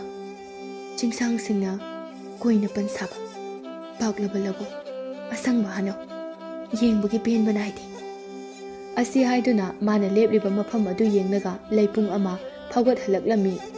ꯂꯩꯄꯨꯡ ꯑꯗꯨꯒꯤ ꯃꯊꯛꯇ ꯂꯩꯍꯥꯎ ꯄꯥꯝꯕꯤ ꯑꯃ ꯍꯧꯍꯜꯂꯝꯃꯤ꯫ "ꯉꯁꯤ ꯂꯥꯏꯔꯦꯝꯕꯤ ꯑꯩꯅ ꯇꯥꯏꯕꯪ ꯃꯥꯂꯦꯝ ꯑꯁꯤꯗ ꯈꯣꯡꯗꯥꯔꯛꯄꯗ ꯏꯍꯥꯟ ꯍꯥꯟꯅ ꯂꯦꯞꯂꯤꯕ ꯃꯐꯝ ꯑꯁꯦ ꯅꯨꯃꯤꯠ ꯊꯥꯅ ꯂꯩꯔꯤꯕ ꯃꯈꯩ ꯇꯥꯏꯕꯪ ꯃꯤꯑꯣꯏꯕꯁꯤꯡꯅ ꯑꯩꯒꯤ ꯈꯨꯕꯝ ꯌꯥꯠꯇꯨꯅ ꯊꯝꯕ ꯑꯣꯏꯔꯁꯅꯨ"꯫ ꯑꯁꯤ ꯍꯥꯏꯗꯨꯅ ꯈꯣꯡ ꯊꯥꯡꯒꯦ ꯇꯧꯕꯗ ꯋꯥꯈꯜ ꯑꯃ ꯂꯥꯛꯇꯨꯅ ꯃꯊꯟꯇ ꯍꯥꯏꯖꯔꯛꯂꯝꯃꯤ, "ꯑꯩ ꯑꯁꯨꯝꯅ ꯇꯥꯏꯕꯪ ꯃꯤꯑꯣꯏꯕ ꯃꯔꯛꯇ ꯆꯪꯕꯗꯤ ꯌꯥꯔꯣꯏ꯫ ꯆꯍꯤ ꯅꯧꯔꯤꯕꯤ, ꯇꯅꯧ ꯇꯅꯧꯔꯤꯕꯤ ꯂꯩꯁꯥꯕꯤ ꯑꯃ ꯑꯣꯜꯂꯒꯦ"꯫ ꯑꯁꯤ ꯍꯥꯏꯗꯨꯅ ꯂꯥꯏꯔꯦꯝꯕꯤ ꯑꯗꯨ ꯇꯅꯧ ꯇꯅꯧꯔꯤꯕꯤ ꯃꯁꯛ ꯃꯇꯧ ꯐꯖꯔꯕꯤ ꯂꯩꯁꯥꯕꯤ ꯑꯃ ꯑꯣꯟꯊꯣꯔꯛꯂꯝꯃꯤ꯫ ꯂꯥꯏꯔꯦꯝꯕꯤ ꯑꯗꯨ ꯃꯊꯟꯇ ꯃꯣꯃꯣꯟ ꯅꯣꯛꯆꯗꯨꯅ ꯍꯥꯏꯖꯔꯛꯂꯝꯃꯤ, "ꯏꯁ, ꯏꯅꯧ ꯍꯦꯛ ꯅꯣꯛꯊꯣꯛꯏꯗ꯫ ꯑꯩ ꯆꯠꯂꯒꯦ꯫ ꯑꯅꯛꯄ ꯑꯁꯤꯗ ꯈꯨꯜ ꯑꯃꯗꯤ ꯂꯩꯕꯅꯤ, ꯁꯣꯝꯗ ꯑꯣꯏꯅ ꯆꯠꯂꯒꯦ"꯫ ꯑꯁꯤ ꯍꯥꯏꯗꯨꯅ ꯂꯥꯏꯔꯦꯝꯕꯤ ꯑꯗꯨ ꯂꯧꯔꯤꯗ ꯅꯦꯠꯇꯨꯅ ꯆꯠꯈꯤꯔꯝꯃꯤ꯫ ꯏꯕꯣꯆꯧꯕ ꯑꯃꯗꯤ ꯏꯅꯥꯈꯨꯟꯕꯤ ꯍꯅꯨꯕ ꯍꯅꯨꯕꯤ ꯑꯅꯤꯗꯨ ꯂꯧꯕꯨꯛꯔꯣꯝꯗꯒꯤ ꯃꯌꯨꯝ ꯇꯝꯅ ꯂꯝꯕꯤꯗ ꯆꯥꯎꯔꯕ ꯆꯔꯨ ꯃꯄꯨꯟ ꯑꯃ ꯆꯤꯡꯂꯝꯃꯤ꯫ ꯏꯕꯣꯆꯧꯕꯅ, "ꯈꯔ ꯀꯟꯅ ꯆꯤꯡꯕ ꯌꯥꯗ꯭ꯔꯣ ꯅꯪꯕꯣ? ꯑꯩ ꯏꯊꯟꯇ ꯆꯤꯡꯗꯅ ꯂꯩꯔꯤꯅꯦꯍꯦ꯫ ꯅꯪꯅ ꯆꯤꯡꯂꯤꯅꯦꯅ ꯇꯧꯔꯤꯗꯨ ꯆꯔꯨꯁꯦ ꯃꯆꯤ ꯂꯦꯡꯗꯦꯅꯦ"꯫ ꯏꯅꯥꯈꯨꯟꯕꯤꯅ, "ꯆꯔꯨꯁꯤꯅꯒ ꯂꯨꯃꯟꯕꯁꯤꯗ ꯑꯩꯅ ꯏꯄꯥꯡꯒꯜꯒ ꯁꯣꯟꯕꯁꯤꯗ ꯉꯝꯗ꯭ꯔꯦ꯫ ꯂꯧꯕꯨꯛꯇꯒꯤ ꯑꯁꯨꯛ ꯁꯥꯡꯕ ꯂꯝꯕꯤ ꯑꯁꯦ ꯑꯩꯁꯨ ꯆꯤꯡꯂꯛꯂꯤꯕ ꯅꯠꯇ꯭ꯔꯣ? ꯋꯥꯔꯛꯇꯅ ꯁ꯭ꯋꯥꯏꯗ ꯉꯝꯂꯛꯇꯕꯁꯤꯗ ꯅꯪꯅ ꯉꯥꯡꯂꯤꯕꯗꯨ ꯀꯔꯤꯅꯣ? ꯀꯔꯤ ꯊꯣꯛꯑꯦꯅ ꯉꯥꯡꯖ ꯁꯥꯔꯤꯅꯣ"꯫ ꯑꯁꯤ ꯍꯥꯏꯗꯨꯅ ꯏꯅꯥꯈꯨꯟꯕꯤ ꯃꯄꯨꯔꯣꯏꯕꯗ ꯁꯥꯎꯔꯝꯃꯤ꯫ "ꯍꯩ, ꯁꯥꯎꯈꯤꯅꯨꯅꯦ ꯅꯪꯕꯣ꯫ ꯑꯩꯁꯨ ꯋꯥꯔꯛꯇꯅ ꯑꯩ ꯏꯊꯟꯇ ꯆꯤꯡꯂꯛꯄꯁꯤꯗ ꯁꯨꯝ ꯍꯥꯏꯕꯅꯤꯅꯦ꯫ ꯉꯥꯏꯍꯥꯛꯇ ꯄꯣꯊꯥꯈꯤꯁꯤꯔꯣ? ꯌꯧꯗꯣꯔꯕꯁꯤꯕꯨ ꯋꯥꯔꯁꯨ ꯋꯥꯅ ꯆꯤꯡꯂꯁꯤꯁꯦ꯫ ꯆꯤꯡꯂꯣ ꯆꯤꯡꯂꯣ꯫ ꯌꯨꯝ ꯌꯧꯗꯧꯕ ꯊꯣꯡꯒꯥꯜ 4ꯃꯨꯛꯇ ꯉꯥꯏꯔꯦ꯫ ꯌꯨꯝꯗ ꯄꯣꯊꯥꯔꯁꯤ"꯫ "ꯍꯣꯏ ꯍꯣꯏ"꯫ ꯑꯁꯤ ꯍꯥꯏꯗꯨꯅ ꯏꯅꯥꯈꯨꯟꯕꯤ ꯃꯄꯥꯡꯒꯜ ꯑꯔꯩꯕ puthoktuna ꯆꯤꯡꯂꯒꯦ ꯈꯟꯗꯨꯅ ꯊꯧꯔꯤ ꯑꯃ ꯄꯥꯏꯈꯠꯇꯨꯅ ꯃꯄꯨꯔꯣꯏꯕ ꯏꯕꯣꯆꯧꯕꯒꯤ ꯃꯇꯦꯡ ꯄꯥꯡꯗꯨꯅ ꯆꯔꯨ ꯃꯄꯨꯟ ꯑꯆꯧꯕ ꯑꯗꯨ ꯆꯤꯡꯕ ꯍꯧꯏ꯫ ꯇꯟꯖꯥ ꯑꯗꯨꯗ ꯅꯥꯀꯜꯗꯒꯤ ꯏꯈꯪ ꯈꯪꯍꯧꯗꯅ ꯂꯥꯏꯔꯦꯝꯕꯤꯅ ꯑꯣꯟꯈꯤꯕ ꯂꯩꯁꯥꯕꯤ ꯑꯗꯨ ꯆꯪꯁꯤꯜꯂꯛꯇꯨꯅ, "ꯏꯕꯦꯟ, ꯅꯁꯨ ꯃꯇꯦꯡ ꯄꯥꯡꯖꯒꯦ"꯫ ꯑꯁꯤ ꯍꯥꯏꯗꯨꯅ ꯄ꯭ꯔꯞ ꯄ꯭ꯔꯞ ꯆꯪꯁꯤꯜꯂꯛꯇꯨꯅ ꯏꯅꯥꯈꯨꯟꯕꯤꯅ ꯄꯥꯏꯔꯤꯕ ꯊꯧꯔꯤ ꯑꯗꯨꯗ ꯃꯥꯁꯨ ꯄꯥꯏꯁꯤꯟꯗꯨꯅ ꯆꯤꯡꯕ ꯍꯧꯔꯝꯃꯤ꯫ ꯏꯅꯥꯈꯨꯟꯕꯤ ꯑꯃꯗꯤ ꯏꯕꯣꯆꯧꯕꯗꯨ ꯏꯉꯛ ꯉꯛꯅ ꯌꯦꯡꯂꯝꯃꯤ꯫ ꯆꯥꯎꯈ꯭ꯔꯕ ꯆꯔꯨ ꯃꯄꯨꯟ ꯑꯗꯨ ꯁꯣꯔꯣ ꯁꯣꯔꯣ ꯆꯤꯡꯈꯤꯔꯝꯃꯤ꯫ ꯏꯅꯥꯈꯨꯟꯕꯤ ꯑꯃꯗꯤ ꯏꯕꯣꯆꯧꯕ ꯑꯗꯨ ꯏꯉꯛ ꯉꯛꯅ ꯑꯗꯨꯃꯛ ꯂꯩꯁꯥꯕꯤ ꯑꯗꯨꯅ ꯆꯤꯡꯂꯤꯕ ꯑꯗꯨꯗ ꯃꯣꯏꯁꯨ ꯆꯔꯨ ꯑꯗꯨꯃꯛ ꯆꯤꯡꯗꯨꯅ ꯆꯠꯈꯤꯔꯝꯃꯤ꯫ ꯆꯔꯨ ꯑꯗꯨ ꯏꯕꯣꯆꯧꯕꯒꯤ ꯌꯨꯝꯖꯥꯎ ꯑꯗꯨꯒꯤ ꯆꯥꯎꯔꯕ ꯁꯪꯒꯣꯏ ꯑꯗꯨꯗ ꯆꯤꯡꯁꯤꯟꯗꯨꯅ ꯊꯝꯂꯝꯃꯤ꯫ ꯂꯥꯏꯔꯦꯝꯕꯤꯅ ꯑꯣꯟꯕ ꯂꯩꯁꯥꯕꯤ ꯑꯗꯨꯅ ꯆꯔꯨ ꯑꯗꯨ ꯁꯪꯒꯣꯏ ꯑꯗꯨꯒꯤ ꯀꯥꯆꯤꯟ ꯑꯣꯏꯔꯞꯅ ꯏꯟꯁꯤꯜꯂꯝꯃꯤ꯫ ꯀꯅꯥꯅꯣ ꯀꯔꯤꯅꯣꯁꯨ ꯃꯁꯛ ꯃꯁꯥꯁꯨ ꯈꯪꯗꯕꯤ ꯃꯁꯛ ꯃꯇꯧꯁꯨ ꯌꯥꯝꯅ ꯐꯖꯔꯕꯤ ꯇꯅꯧ ꯇꯅꯧꯔꯕꯤ ꯃꯁꯨꯒꯨꯝꯂꯕꯤ ꯑꯗꯨꯅ ꯇꯧꯔꯤꯕ ꯑꯗꯨ ꯍꯅꯨꯕ ꯍꯅꯨꯕꯤ ꯑꯗꯨꯅ ꯌꯦꯡꯂꯝꯃꯤ꯫ ꯆꯔꯨ ꯏꯟꯁꯤꯜꯂꯝꯂꯒ ꯂꯥꯏꯔꯦꯝꯕꯤꯅ ꯑꯣꯟꯕ ꯂꯩꯁꯥꯕꯤ ꯑꯗꯨ ꯁꯪꯒꯣꯏꯗꯒꯤ ꯊꯣꯔꯛꯂꯝꯃꯤ꯫ ꯏꯅꯥꯈꯨꯟꯕꯤꯅ, "ꯕꯦꯃꯥ, ꯅꯪꯕꯨ ꯀꯅꯥꯅꯣ? ꯀꯗꯥꯏꯗꯒꯤꯅꯣ? ꯅꯁꯛꯅ ꯐꯖꯔꯤꯕ ꯅꯃꯤꯡꯅ ꯀꯔꯤ ꯀꯧꯏ"꯫ ꯏꯕꯣꯆꯧꯕꯅ, "ꯑꯁꯨꯛ ꯅꯧꯔꯤꯕꯤ ꯅꯪꯅ ꯆꯥꯎꯔꯕ ꯂꯨꯝꯈ꯭ꯔꯕ ꯆꯔꯨ ꯃꯄꯨꯟ ꯑꯁꯤ ꯏꯔꯥꯏ ꯂꯥꯏꯅ ꯆꯤꯡꯗꯨꯅ ꯑꯍꯜ ꯑꯣꯏꯔꯕ ꯑꯩꯈꯣꯏꯒꯤ ꯃꯇꯦꯡꯁꯨ ꯄꯥꯡꯕꯤ꯫ ꯍꯥꯏꯌꯨ ꯏꯕꯦꯝꯃ, ꯅꯪꯕꯨ ꯀꯅꯥꯒꯤ ꯃꯆꯥꯅꯣ? ꯃꯤꯡꯅ ꯀꯔꯤ ꯀꯧꯏ"꯫ ꯂꯥꯏꯔꯦꯝꯕꯤ ꯑꯗꯨ ꯋꯥꯈꯜ ꯈꯜꯂꯛꯂꯝꯃꯤ꯫ ꯇꯥꯏꯕꯪ ꯃꯤꯑꯣꯏꯕꯁꯤꯡꯁꯨ ꯈꯣꯏꯌꯨꯝ ꯂꯥꯏꯁꯤꯡꯒꯨꯝꯅ ꯃꯃꯤꯡ ꯊꯣꯜꯂꯤꯀꯣ꯫ ꯑꯗꯨꯕꯨ ꯈꯣꯏꯌꯨꯝ ꯂꯥꯏ ꯑꯩꯈꯣꯏꯒꯗꯤ ꯃꯤꯡ ꯊꯣꯟꯕ ꯑꯃꯗꯤ ꯀꯧꯕꯒꯤ ꯃꯑꯣꯡ ꯃꯇꯧꯗꯤ ꯌꯥꯝꯅ ꯈꯦꯠꯅꯕꯅꯤ꯫ ꯑꯁꯤ ꯈꯟꯗꯨꯅ ꯇꯥꯏꯕꯪ ꯃꯤꯑꯣꯏꯕ ꯅꯨꯆꯥ ꯑꯣꯏꯕꯤꯁꯤꯡꯗ ꯊꯣꯟꯅꯕ ꯃꯤꯡ ꯑꯃ ꯍꯦꯛꯇ ꯍꯥꯏꯖꯤꯜꯂꯛꯂꯝꯃꯤ꯫ "ꯏꯕꯦꯟ, ꯏꯙꯧ, ꯑꯩꯒꯤ ꯃꯤꯡ ꯁꯥꯟꯊꯂꯦꯝꯕꯤ ꯀꯧꯖꯩꯌꯦ꯫ ꯑꯩꯍꯥꯛ ꯃꯐꯝ ꯑꯁꯤꯗꯒꯤ ꯑꯔꯥꯞꯄ ꯈꯨꯜ ꯑꯃꯗꯒꯤꯅꯦ꯫ ꯑꯩꯍꯥꯛꯀꯤ ꯑꯄꯣꯛꯄ ꯑꯄꯣꯛꯄꯤ ꯀꯅꯥꯃꯠꯇ ꯂꯩꯇ꯭ꯔꯦ꯫ ꯑꯩꯒꯤ ꯌꯨꯝ ꯏꯪꯈꯣꯜꯁꯨ ꯐꯠꯇꯕ ꯃꯤꯑꯣꯏꯁꯤꯡꯅ ꯃꯨꯟꯕꯤꯈ꯭ꯔꯦ꯫ ꯑꯩꯍꯥꯛ ꯃꯐꯝ ꯑꯗꯨꯗ ꯑꯃꯨꯛ ꯍꯟꯅ ꯆꯠꯄꯁꯨ ꯄꯥꯝꯗ꯭ꯔꯦ꯫ ꯑꯩꯍꯥꯛ ꯆꯪꯖꯐꯝ ꯊꯤꯕ ꯂꯥꯛꯆꯕꯅꯤ꯫ ꯏꯕꯦꯟ, ꯏꯙꯧ, ꯑꯩꯍꯥꯛꯄꯨ ꯅꯁꯨꯃꯛꯅꯤ ꯈꯟꯗꯨꯅ ꯊꯝꯕꯤꯌꯨ꯫ ꯏꯕꯦꯟ ꯑꯃꯗꯤ ꯏꯙꯧꯒꯤ ꯌꯨꯝ ꯑꯁꯤꯗ ꯑꯩ ꯂꯩꯖꯒꯦ"꯫ ꯂꯥꯏꯔꯦꯝꯕꯤꯅ ꯑꯣꯟꯕ ꯁꯥꯟꯊꯂꯦꯝꯕꯤꯅ ꯃꯄꯤ ꯏꯔꯥ ꯆꯦꯟꯗꯨꯅ ꯍꯥꯏꯔꯛꯂꯝꯃꯤ꯫ ꯁꯥꯟꯊꯂꯦꯝꯕꯤꯒꯤ ꯁꯨꯝꯍꯠꯂꯕ ꯋꯥꯍꯩꯁꯤꯡ ꯑꯗꯨ ꯇꯥꯕꯗ ꯏꯕꯣꯆꯧꯕ ꯑꯃꯗꯤ ꯏꯅꯥꯈꯨꯟꯕꯤ ꯁꯥꯟꯊꯂꯦꯝꯕꯤꯅ ꯁꯨꯝꯈꯤꯔꯝꯃꯤ꯫ ꯃꯈꯣꯏ ꯑꯅꯤꯒꯤꯅꯤ ꯍꯥꯏꯕꯗ ꯃꯆꯥ ꯃꯁꯨ ꯑꯃꯠꯇꯁꯨ ꯂꯩꯇꯦ꯫ ꯃꯁꯤꯅ ꯃꯈꯣꯏ ꯑꯅꯤꯅ ꯉꯁꯤꯗꯒꯤ ꯁꯥꯟꯊꯂꯦꯝꯕꯤꯕꯨ ꯃꯁꯨꯃꯛꯅꯤ ꯈꯟꯗꯨꯅ ꯊꯝꯂꯒꯦ ꯍꯥꯏꯅ ꯈꯟꯈꯤꯔꯝꯃꯤ꯫ ꯏꯅꯥꯈꯨꯟꯕꯤ ꯁꯥꯟꯊꯂꯦꯝꯕꯤꯕꯨ ꯃꯀꯣꯛꯇ ꯅꯨꯡꯁꯤꯅ ꯅꯥꯟꯊꯕꯤꯗꯨꯅ ꯍꯥꯏꯔꯛꯂꯝꯃꯤ꯫ "ꯀꯞꯀꯅꯨ ꯏꯕꯦꯝꯃ, ꯅꯍꯥꯛ ꯉꯁꯤꯗꯒꯤ ꯑꯩꯈꯣꯏꯒꯤ ꯏꯁꯨ ꯑꯣꯏꯔꯕꯅꯤ꯫ ꯅꯕꯦꯟꯒ ꯅꯊꯧꯒꯁꯨ ꯑꯩꯈꯣꯏꯒꯤꯅꯤ ꯍꯥꯏꯕꯗ ꯏꯆꯥ ꯏꯁꯨ ꯀꯅꯥꯃꯠꯇ ꯂꯩꯕ ꯅꯠꯇꯦ꯫ ꯑꯩꯈꯣꯏꯒꯤ ꯑꯋꯥꯕ ꯎꯕꯤꯔꯗꯨꯅ ꯆꯤꯡꯉꯨ ꯃꯥꯅ ꯉꯁꯤꯗꯤ ꯏꯁꯨ ꯑꯃ ꯊꯥꯕꯤꯔꯛꯂꯕꯅꯤ꯫ ꯏꯁꯨꯗꯤ ꯁꯛꯅ ꯁꯛ ꯆꯪꯈꯣꯜꯂꯤꯕ"꯫ ꯏꯕꯣꯆꯧꯕꯅ, "ꯁꯦ ꯂꯥꯛꯑꯣ ꯂꯥꯛꯑꯣ ꯆꯪꯂꯁꯤ꯫ ꯏꯁꯨꯁꯨ ꯋꯥꯔꯝꯂꯅꯤ꯫ ꯅꯕꯦꯟꯗꯤ ꯉꯥꯡꯒꯟꯈ꯭ꯔꯕꯅꯤ꯫ ꯉꯥꯡꯈ꯭ꯔꯕꯗꯤꯅꯦ ꯂꯣꯏꯁꯤꯟꯕ ꯀꯌꯥ ꯍꯩꯇꯕꯅꯤ꯫ ꯉꯁꯥꯏ ꯏꯙꯧꯅ ꯄꯥꯠꯇꯒꯤ ꯐꯥꯔꯛꯄ ꯉꯥ ꯃꯌꯥꯝ ꯑꯃ ꯇꯨꯡꯒꯣꯟ ꯑꯁꯤꯗ ꯌꯥꯎꯍꯧꯕꯅꯤ꯫ ꯃꯗꯨꯗꯒꯤ ꯉꯥꯀ꯭ꯔꯥ ꯐꯖꯕ ꯈꯔ ꯊꯣꯡꯂꯁꯦ"꯫ ꯁꯥꯟꯊꯂꯦꯝꯕꯤ ꯉꯀ꯭ꯔꯥ ꯄꯜꯂꯛꯄ ꯑꯗꯨꯗ ꯌꯥꯝꯅ ꯍꯩꯅꯔꯝꯗꯦ꯫ ꯏꯙꯧ, ꯑꯩꯗꯤ ꯉꯀ꯭ꯔꯥꯗꯤ ꯆꯥꯖꯗꯤꯌꯦ꯫ ꯑꯣ, ꯑꯗꯨꯗꯤ ꯏꯁꯨꯅ ꯆꯥꯅꯤꯡꯕ ꯑꯃ ꯊꯣꯡꯂꯒ ꯂꯣꯏꯔꯦꯗꯅ꯫ ꯏꯅꯥꯈꯨꯟꯕꯤꯅ ꯉꯥꯄꯥꯏꯁꯨ ꯌꯥꯎꯍꯧꯕꯅꯦ, ꯃꯗꯨ ꯊꯣꯡꯂꯁꯤ꯫ ꯉꯁꯤꯗꯒꯤꯗꯤ ꯏꯁꯨ ꯅꯨꯄꯤꯁꯨ ꯂꯩꯔꯦ, ꯅꯨꯡꯉꯥꯏꯔꯦ꯫ ꯑꯁꯤ ꯍꯥꯏꯗꯨꯅ ꯏꯕꯣꯆꯧꯕ ꯑꯃꯗꯤ ꯏꯅꯥꯈꯨꯟꯕꯤ ꯌꯥꯝꯅ ꯍꯔꯥꯎꯅ ꯁꯥꯟꯊꯂꯦꯝꯕꯤ ꯄꯨꯗꯨꯅ ꯃꯈꯣꯏꯒꯤ ꯌꯨꯝꯖꯥꯎ ꯑꯗꯨꯗ ꯄꯨꯟꯅ ꯆꯪꯈꯤ꯫ ꯏꯕꯣꯆꯧꯕ ꯑꯃꯗꯤ ꯏꯅꯥꯈꯨꯟꯕꯤ ꯈꯣꯏꯒꯤ ꯈꯨꯜꯒꯤ ꯃꯤꯁꯤꯡꯅ ꯏꯕꯣꯆꯧꯕ ꯑꯃꯗꯤ ꯏꯅꯥꯈꯨꯟꯕꯤꯗ ꯁꯥꯟꯊꯂꯦꯝꯕꯤꯕꯨ ꯀꯅꯥꯅꯣ ꯍꯪꯅꯔꯝꯃꯤ꯫ ꯃꯁꯤꯗ ꯑꯍꯜ ꯑꯅꯤꯗꯨꯅ ꯁꯥꯟꯊꯂꯦꯝꯕꯤꯕꯨ ꯃꯈꯣꯏꯒꯤ ꯃꯔꯨꯞ ꯑꯃꯒꯤ ꯃꯁꯨꯅꯤ ꯍꯥꯏꯗꯨꯅ ꯈꯨꯝꯂꯝꯃꯤ꯫ ꯁꯥꯟꯊꯂꯦꯝꯕꯤꯒꯤ ꯃꯁꯛ ꯃꯇꯧ ꯐꯖꯕ ꯆꯪꯈꯣꯟꯕ ꯑꯗꯨ ꯎꯕꯗ ꯊꯕꯛ ꯁꯤꯟꯊꯥ ꯈꯪ ꯍꯩꯕ ꯌꯨꯝ ꯀꯣꯏꯕ ꯉꯝꯕ ꯀꯌꯥꯅ ꯈꯨꯜꯒꯤ ꯃꯤꯌꯥꯝꯅ ꯌꯥꯝꯅ ꯊꯥꯒꯠꯅꯔꯝꯃꯤ꯫ ꯏꯕꯣꯆꯧꯕ ꯑꯃꯗꯤ ꯏꯅꯥꯈꯨꯟꯕꯤꯕꯨꯁꯨ ꯃꯁꯨ ꯅꯨꯄꯤ ꯃꯔꯝ ꯃꯣꯛꯄꯤ ꯃꯁꯛ ꯃꯇꯧ ꯐꯖꯕꯤ ꯑꯃ ꯐꯪꯖꯕꯒꯤ ꯊꯥꯒꯠꯅꯔꯝꯃꯤ꯫ ꯏꯕꯣꯆꯧꯕ ꯑꯃꯗꯤ ꯏꯅꯥꯈꯨꯟꯕꯤ ꯁꯥꯟꯊꯂꯦꯝꯕꯤꯒ ꯂꯣꯏꯅꯅ ꯏꯟ ꯂꯥꯡ ꯄꯨꯗꯨꯅ ꯄꯥꯠꯇ ꯉꯥ ꯐꯥꯕ ꯂꯥꯛꯂꯝꯃꯤ꯫ ꯁꯥꯟꯊꯂꯦꯝꯕꯤꯅ ꯏꯟ ꯂꯥꯡ ꯑꯗꯨ ꯃꯈꯨꯠ ꯅꯥꯝꯃ ꯅꯥꯝꯃꯅ ꯄꯥꯏꯗꯨꯅ ꯃꯥꯡ ꯊꯥꯗꯨꯅ ꯂꯥꯛꯂꯝꯃꯤ꯫ ꯄꯥꯠꯇ ꯉꯥ ꯐꯥꯗꯨꯅ ꯂꯩꯔꯝꯕ ꯃꯤꯁꯤꯡꯅ ꯁꯥꯟꯊꯂꯦꯝꯕꯤꯕꯨ ꯎꯕꯗ ꯌꯦꯡꯅꯔꯝꯃꯤ꯫ ꯏꯕꯣꯆꯧꯕ, ꯏꯅꯥꯈꯨꯟꯕꯤ ꯑꯃꯗꯤ ꯁꯥꯟꯊꯂꯦꯝꯕꯤ ꯄꯥꯠꯀꯤ ꯃꯄꯥꯜꯗ ꯀꯨꯝꯊꯔꯛꯂꯝꯃꯤ꯫ ꯏꯅꯥꯈꯨꯟꯕꯤꯅ "ꯁꯣꯝꯗ ꯂꯥꯛꯑꯣ ꯏꯕꯦꯝꯃ꯫ ꯏꯕꯦꯟ, ꯍꯤ ꯑꯁꯤꯗ ꯍꯣꯜꯂꯒ ꯐꯥꯒꯗꯣꯏꯔꯣ?" "ꯍꯤ ꯑꯁꯤꯗ ꯍꯣꯜꯂꯒ ꯏꯟ ꯊꯥꯗꯨꯅ ꯐꯥꯗꯣꯏꯅꯤ꯫ ꯅꯪꯕꯨ ꯍꯩꯒꯗ꯭ꯔꯅꯦ?" ꯏꯕꯣꯆꯧꯕꯅ "ꯅꯪꯕꯨ ꯍꯩꯒꯗ꯭ꯔꯅꯦ ꯏꯁꯨꯅꯨꯄꯤ?" ꯑꯁꯤ ꯍꯥꯏꯗꯨꯅ ꯏꯕꯣꯆꯧꯕꯅꯁꯨ ꯍꯪꯂꯛꯂꯝꯃꯤ꯫ ꯃꯁꯤꯗ ꯁꯥꯟꯊꯂꯦꯝꯕꯤꯅ ꯏꯔꯥꯏ ꯂꯥꯏꯅ ꯈꯨꯝꯂꯛꯂꯝꯃꯤ, "ꯍꯩꯅꯤꯗ ꯏꯙꯧ, ꯅꯁꯨ ꯍꯤ ꯍꯣꯜꯂꯒ ꯏꯟ ꯆꯤꯡꯖꯔꯛꯀꯦ." ꯑꯁꯤ ꯍꯥꯏꯗꯨꯅ ꯍꯤꯊꯥꯡꯐꯝꯂꯣꯝꯗ ꯃꯥꯡ ꯊꯥꯗꯨꯅ ꯆꯠꯈꯤ꯫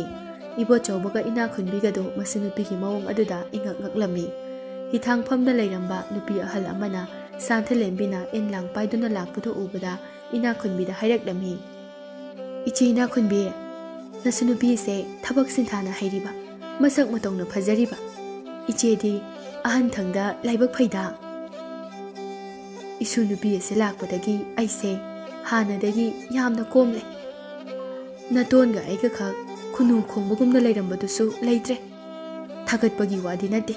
ꯏꯁꯨꯁꯦ ꯊꯕꯛ ꯌꯥꯝꯅ ꯐꯩ꯫ ꯌꯦꯡꯉꯨꯇꯣ, ꯍꯧꯖꯤꯛꯁꯨ ꯍꯤ ꯍꯣꯜꯂꯒ ꯏꯟ ꯆꯤꯡꯒꯅꯤ ꯍꯥꯏꯗꯨꯅ ꯃꯥꯡ ꯊꯥꯔꯒ ꯆꯠꯂꯤꯕ ꯑꯁꯤꯅꯤ." ꯅꯨꯄꯤꯗꯨꯅ ꯅꯣꯛꯂꯒ ꯁꯥꯟꯊꯂꯦꯝꯕꯤꯗ ꯑꯃꯨꯛ ꯑꯣꯟꯁꯤꯟꯗꯨꯅ ꯍꯥꯏꯔꯛꯂꯝꯃꯤ, "ꯁꯥꯟꯊꯂꯦꯝꯕꯤ, ꯅꯪꯕꯨ ꯍꯩꯒꯗ꯭ꯔꯅꯦ? ꯍꯤ ꯍꯣꯜꯂꯒ ꯏꯟ ꯆꯤꯡꯕꯗꯤ ꯂꯨꯕꯅꯤꯀꯣ." ꯁꯥꯟꯊꯂꯦꯝꯕꯤꯅ ꯃꯣꯃꯣꯟ ꯅꯣꯛꯇꯨꯅ ꯑꯃꯨꯛ ꯈꯨꯝꯂꯛꯂꯝꯃꯤ, "ꯍꯩꯅꯤꯗ ꯏꯅꯦ." ꯑꯁꯤ ꯍꯥꯏꯗꯨꯅ ꯍꯤꯅꯥꯎ ꯑꯃꯗ ꯃꯥꯒꯤ ꯏꯟ ꯂꯥꯡ ꯑꯃꯗꯤ ꯇꯨꯡꯒꯣꯟꯁꯤꯡꯗꯣ ꯍꯥꯞꯆꯤꯜꯂꯝꯃꯤ꯫ "ꯕꯦꯝꯃ,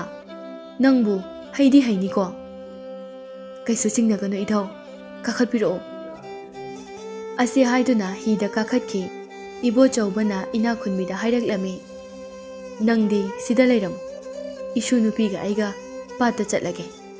ꯏꯅꯥꯈꯨꯟꯕꯤꯅ "ꯍꯣꯏ ꯍꯣꯏ ꯕꯦꯝꯃ, ꯆꯦꯛꯁꯤꯟꯅ ꯆꯤꯡꯉꯨꯀꯣ." "ꯍꯣꯏ ꯏꯕꯦꯟ." ꯑꯁꯤ ꯍꯥꯏꯗꯨꯅ ꯃꯁꯨ ꯃꯙꯧ ꯑꯅꯤꯗꯨ ꯃꯙꯧ ꯏꯕꯣꯆꯧꯕꯅ ꯍꯤ ꯍꯣꯟꯗꯨꯅ ꯄꯥꯠ ꯑꯗꯨꯗ ꯉꯥ ꯐꯥꯕ ꯆꯪꯈꯤꯔꯝꯃꯤ꯫ "ꯏꯁꯨ ꯅꯨꯄꯤ, ꯁ꯭ꯋꯥꯏꯗ ꯏꯟꯗꯨ ꯊꯥꯗꯔꯁꯤ꯫ ꯏꯙꯧ, ꯄꯥꯠ ꯃꯌꯥꯏꯗꯒꯤ ꯐꯥꯁꯦ, ꯃꯌꯥꯏꯗ ꯍꯣꯟꯖꯤꯟꯕꯤꯌꯨ." ꯃꯁꯨꯒꯤ ꯋꯥ ꯑꯗꯨꯗ ꯏꯕꯣꯆꯧꯕ ꯉꯛꯂꯝꯃꯤ꯫ "ꯏꯁꯨ ꯅꯨꯄꯤ, ꯅꯪꯗꯤ ꯏꯟ ꯆꯤꯡꯕ ꯉꯁꯤꯅ ꯑꯍꯥꯟꯕꯅꯤ꯫ ꯁꯣꯏꯔꯗꯤ ꯅꯙꯧꯗꯤ ꯄꯥꯈꯠꯂꯤꯅꯦꯍꯦ, ꯏꯙꯧꯒꯤ ꯁꯥꯟꯊꯂꯦꯝꯕꯤ." "ꯏꯙꯧ, ꯀꯩꯁꯨ ꯄꯥꯈꯠꯄꯤꯒꯅꯨ, ꯅꯁꯨ ꯏꯟ ꯆꯤꯡꯕ ꯐꯖꯅ ꯍꯩꯖꯩ, ꯅꯁꯨꯕꯨ ꯊꯥꯖꯕꯤꯌꯨ." "ꯑꯣ, ꯐꯔꯦ ꯐꯔꯦ." ꯑꯁꯤ ꯍꯥꯏꯗꯨꯅ ꯄꯥꯠꯌꯥꯏ ꯇꯝꯅ ꯍꯤꯅꯥꯎ ꯑꯃ ꯍꯣꯟꯖꯤꯜꯂꯝꯃꯤ꯫ ꯄꯥꯠ ꯑꯗꯨꯒꯤ ꯂꯥꯏꯔꯦꯝꯕꯤ ꯑꯗꯨꯅꯗꯤ ꯁꯥꯟꯊꯂꯦꯝꯕꯤꯕꯨ ꯀꯅꯥꯅꯣ ꯍꯥꯏꯕ ꯈꯪꯂꯤꯕꯅꯤ꯫ ꯃꯥꯅ ꯏꯟ ꯆꯤꯡꯕ ꯍꯤ ꯇꯣꯡꯗꯨꯅ ꯂꯥꯛꯂꯤꯕ ꯑꯗꯨ ꯎꯔꯤꯕꯅꯤ꯫ ꯃꯁꯤ ꯄꯨꯝꯅꯃꯛ ꯁꯥꯟꯊꯂꯦꯝꯕꯤꯅꯁꯨ ꯈꯪꯏ꯫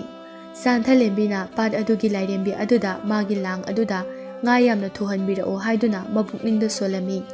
ꯁꯥꯟꯊꯂꯦꯝꯕꯤꯅ ꯃꯥꯒꯤ ꯏꯟ ꯑꯗꯨ ꯏꯁꯤꯡꯗ ꯊꯥꯗꯗꯨꯅ ꯉꯥ ꯐꯥꯕ ꯍꯧꯈꯤꯔꯝꯃꯤ꯫ ꯏꯕꯣꯆꯧꯕꯅ ꯍꯤꯅꯥꯎ ꯑꯗꯨ ꯇꯞꯅ ꯇꯥꯎꯍꯟꯗꯨꯅ ꯃꯁꯨ ꯅꯨꯄꯤꯒꯤ ꯃꯑꯣꯡ ꯑꯗꯨ ꯌꯦꯡꯂꯝꯃꯤ꯫ ꯏꯟ ꯑꯗꯨ ꯉꯥꯏꯍꯥꯛ ꯊꯥꯗꯔꯒ ꯁꯥꯟꯊꯂꯦꯝꯕꯤꯅ ꯍꯤꯅꯥꯎ ꯑꯗꯨꯒꯤ ꯃꯄꯥꯜꯗ ꯂꯦꯞꯂꯒ ꯏꯟ ꯑꯗꯨ ꯆꯤꯡꯈꯠꯄꯗ ꯑꯃꯨꯛꯇ ꯑꯣꯏꯗ꯭ꯔꯤꯕ ꯃꯑꯣꯡꯗ ꯂꯥꯡ ꯑꯗꯨꯗ ꯉꯥ ꯃꯌꯥꯝ ꯑꯃ ꯐ꯭ꯔꯤꯡ ꯐ꯭ꯔꯤꯡ ꯆꯣꯡꯗꯨꯅ ꯄꯤꯛ ꯊꯟꯅ ꯌꯥꯎꯗꯨꯅ ꯆꯤꯡꯈꯠꯂꯛꯂꯝꯃꯤ꯫ ꯃꯁꯤꯗ ꯏꯕꯣꯆꯧꯕꯗꯨ ꯉꯛꯄꯅ ꯈꯝ ꯊꯦꯡꯂꯗꯨꯅ, "ꯏꯁꯨ ꯅꯨꯄꯤ, ꯀꯔꯤ ꯃꯇꯧꯅꯣ ꯁꯤꯗꯤ? ꯑꯁꯨꯛ ꯌꯥꯝꯕ ꯉꯥꯁꯤꯡ ꯑꯁꯤꯗꯤ? ꯅꯙꯧꯒ ꯅꯕꯦꯟꯒꯅ Chahi asuk kuina pat asidagi nga phaduna yolakpada asuk yamna nga pharakhidri. Aikhoida nate miyoi amatana asumna phakidri. Ishudi onthokna heikreda. Santhalembi momo noklaga khumna e. Ido nasuna kaisu singnabigano haizadro. Asi haiduna Santhalembi na nga mayam ado tungon pik thana hapchilami. Ishuda karisu singnadre ko nadau hi holaklage. Ido somda mo holao. Santhalembi na madauda hi hon phamtaklami ibo chawba ngakpadi yamna ngaklami. Santhalembi na patyay aduda in chingliba adu pat mapalda layriba mising aduna ngakna yengnarami aduga asumna so hainarami. Asuk nauribi laishabi mana hinaw tongduna hi mapalda leptuna in asi irai laina jingba ngami. Araiba nupi macha natte ko. Asumna hainarami yengbada phajai haina so hainarami. Tanja aduda pat mapalda sansen bapakhang thongamba magi san mayam adu hoiduna lakpada Santhalembi na patyayda hi mapalda leptuna in chingliba adu lapna urami. Madu ubada san hoirambadagi leptuna mamit kuptaba makhai Santhalembi da yengduna laikirami. Santhalembi nga phaba loiraduna patyay adudagi madauna hinaw adu honthoraktuna patki mapalda halaklami. Hinaw adu hi thangpamda khamlami. Ina khunbi adu changsilaktuna kayam pharaklagi bema. Santhalembi tungkol sing adu mabenda utlami. Nga mayam adu ubada ina khunbi ngakpana kham thenglami. Is sidi yamkreda. Akoina sukuina pat asidagi nga pharakpada asuk yamba amukta pharaktri. Bema sibu tasengna nangna pharakprane. Mani ben aina phajarakpani. Ibo chawba hidagi komtharaga hairaklami. Nasu nupigi magunse angakpani ko. Ai tasengna ngai. Lao lao. Tungon sing ase thangtharasi. Aduga nga mayam ase yolunaba. Mi khara su changsilaktuna nga sing adu yenglami. Mayamdu loina ngaknarami. Ibo chawbana koi ani hanu thangda nungairo ina khulo haina tamlamle haiduna hainarami. Asomda thongambado Santhalembi da yengduna momo nokduna magi sansing adu hoiduna chatkirami. Ibo chawba amadi ina khunbigi imung adu hanadagi yamna honglami. Santhalembi na imungi thabak pumba chatna kanglon chinchumna pangthoklami maduda ibo chawba amadi ina khunbi aduki matik haraurami. Masunupi Santhalembi bu luna su tawjarami. Nong manung thilda Santhalembi na makhoige chawraba sangoi aduda phawsuduna leiringaida masada karigumba phattaba sahum ama phawraktuna makhoigi ingkholgi akoiba aduda koina yenglami. Masida Santhalembi na makhoigi yumgi akoiba asida amangma lai khara leire haibagi manil phanglami. Ina khunbisu imungda thoklaktuna masunupigi manakta changlaklami. Loisaloda ibema hayeng amu khara surune isusu warani. Santhalembi phawsing adu khomjilami. Khomjinna mabenda hairaklami. Iben aikhoigi haimanga hainingagi maru chara leibibra. Haimanga hainingagi maru chara di leite. Nangbu thage haibro. Hoi iben akhoigi chanabi oina yumgi mamang sumangi matondane haimang thagadabani. Yumgi maningdana hainingase thagadabani. Masinabu hai ani asigi maming haimang haining hainaribani iben. Masina yum adusu phattaba pumba ngakthoi haiduna thajanabani ni iben. Makhoina phawba khangdaba nongmata khaludaba ama masunupina hairakpa aduda angakpa amaga loinana ina khunbina hairaklami. Aikhoina khangdaba phawba isuna oina khangabako. Akhoida taklabako. Nungaire. Hoi hoi. Hayengne maru charado lauraga tharasi. Masidagi ibo chawbana haimanga hainingdagi maru chara thiduna makhoigi yum inkholgi mamang amadi maningda tharami. Masidagi Santhalembi da phawramba phattaba amangma manil ado mangkhirami. Somdana thongambana Santhalembi bu pata ukhiba numit adudagi ngawkhiduna thongambagi thamoi layungda Santhalembigi saktam yekhiduna Santhalembigi khulgi mataroi singda pau kaya chelaklami. Adubu Santhalembi na yaramde maramdi Santhalembi di tasengbadi taibang miyoiba nate mahaki mapuroiba laining thauga achetpa yanaba amagi matung ina matam kharagi taibang kumhai yawba lakpani. Nongma Santhalembi na bunda ising soktuna halakpada thongambana inaraklaga ꯑꯃꯨꯛꯇ ꯉꯥꯏꯕꯤꯈꯣꯕ ꯁꯥꯟꯊꯂꯦꯝꯕꯤ ꯆꯠꯂꯝꯕꯗꯒꯤ ꯂꯦꯞꯇꯨꯅ ꯊꯧꯉꯝꯕꯗ ꯑꯣꯟꯁꯤꯜꯂꯛꯂꯝꯃꯤ ꯁꯥꯟꯊꯂꯦꯝꯕꯤꯒꯤ ꯊꯥꯖꯕ ꯉꯝꯖꯕꯤ ꯃꯥꯏꯊꯣꯡ ꯁꯖꯤ ꯃꯤꯇꯥ ꯇꯕꯥꯔꯕꯤ ꯆꯤꯝꯕꯥꯜ ꯅꯤꯡꯗꯨ ꯌꯩꯔꯤꯕꯤ ꯆꯣꯏꯅ ꯇꯥꯔꯤꯕꯤ ꯁꯝꯂꯥꯡ ꯊꯧꯉꯝꯕ ꯍꯥꯟꯅꯗꯒꯤ ꯍꯦꯟꯅ ꯉꯥꯎꯈꯤꯗꯨꯅ ꯁꯥꯟꯊꯂꯦꯝꯕꯤꯕꯨ ꯌꯦꯡꯗꯨꯅ ꯂꯩꯈꯤꯔꯝꯃꯤ ꯁꯥꯟꯊꯂꯦꯝꯕꯤꯅ ꯀꯔꯤ ꯇꯥꯛꯄꯤꯒꯗꯕꯅꯣ ꯊꯧꯉꯝꯕ ꯋꯥꯈꯜ ꯇꯥꯔꯛꯇꯨꯅ ꯑꯩꯍꯥꯛ ꯅꯍꯥꯛꯀꯤ ꯅꯇꯥꯔꯣꯏꯁꯤꯡꯗ ꯄꯥꯎ ꯆꯦꯟꯖꯈꯤꯕꯅꯤ ꯑꯗꯨꯕꯨ ꯄꯥꯎꯈꯨꯝ ꯑꯃꯠꯇ ꯄꯤꯕꯤꯔꯛꯇꯦ ꯐꯪꯉꯝꯕꯨ ꯉꯝꯗ꯭ꯔꯕ ꯊꯃꯣꯏ ꯑꯁꯤꯅ ꯅꯍꯥꯛꯀꯤ ꯋꯥꯈꯜꯗ ꯉꯥꯎꯗꯨꯅ ꯏꯁꯥ ꯍꯦꯛꯇ ꯅꯃꯥꯡꯗ ꯂꯦꯞꯆꯕꯅꯤ ꯁꯥꯟꯊꯂꯦꯝꯕꯤ ꯊꯧꯉꯝꯕꯒꯤ ꯅꯨꯄꯥ ꯑꯃ ꯑꯣꯏꯕꯒꯤ ꯆꯞ ꯆꯥꯔꯕ ꯃꯁꯛ ꯃꯇꯧ ꯐꯤꯕꯝ ꯁꯕꯥꯟ ꯎꯕꯗ ꯊꯃꯣꯏꯗ ꯀꯔꯤꯒꯨꯝꯕ ꯑꯃꯗꯤ ꯐꯥꯎꯔꯝꯃꯤ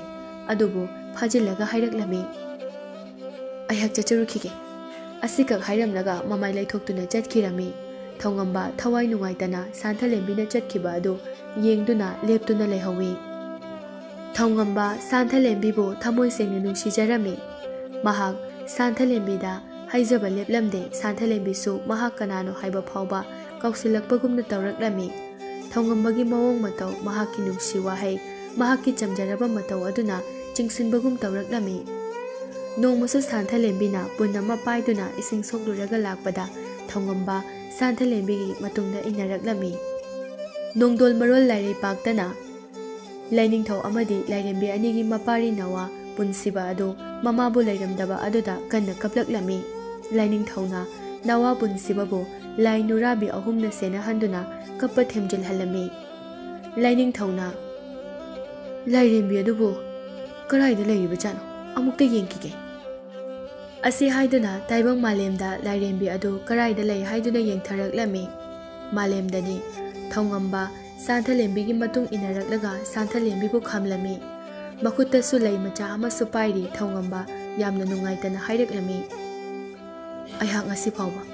ꯅꯨꯡꯖꯥ ꯑꯣꯏꯕꯤ ꯀꯅꯥꯒꯤ ꯃꯐꯝꯗ ꯅꯨꯡꯁꯤ ꯍꯥꯏꯖꯈꯤꯗ꯭ꯔꯤ ꯅꯍꯥꯛꯄꯨ ꯏꯍꯥꯟ ꯍꯥꯟꯅ ꯎꯖꯔꯨꯕ ꯃꯤꯀꯨꯞ ꯑꯗꯨꯗ ꯅꯍꯥꯛꯀꯤ ꯋꯥꯈꯜꯗ ꯇꯨꯝꯕ ꯆꯥꯕꯁꯨ ꯈꯪꯖꯗ꯭ꯔꯦ ꯉꯥꯎꯆꯠꯅꯕ ꯍꯥꯏꯕꯗꯨ ꯑꯣꯏꯔꯤ ꯀꯌꯥꯔꯛ ꯍꯟꯅ ꯅꯐꯝꯗꯒꯤ ꯅꯨꯡꯁꯤ ꯏꯔꯤꯛ ꯅꯤꯖꯈꯤ ꯉꯁꯤꯁꯨ ꯅꯤꯖꯔꯤ ꯑꯩꯕꯨ ꯂꯥꯏꯔꯕ ꯁꯟ ꯁꯦꯟꯕꯅꯦ ꯍꯥꯏꯗꯨꯅ ꯌꯥꯅꯤꯡꯗ꯭ꯔꯤꯕꯔꯥ ꯑꯩꯗꯤ ꯅꯍꯥꯛꯀꯤ ꯋꯥꯈꯜꯗ ꯉꯥꯎꯆꯠꯅꯔꯤ ꯅꯍꯥꯛꯅ ꯅꯥꯆꯣꯝ ꯑꯣꯏꯅ ꯆꯤꯟꯕꯤꯗ꯭ꯔꯕꯁꯨ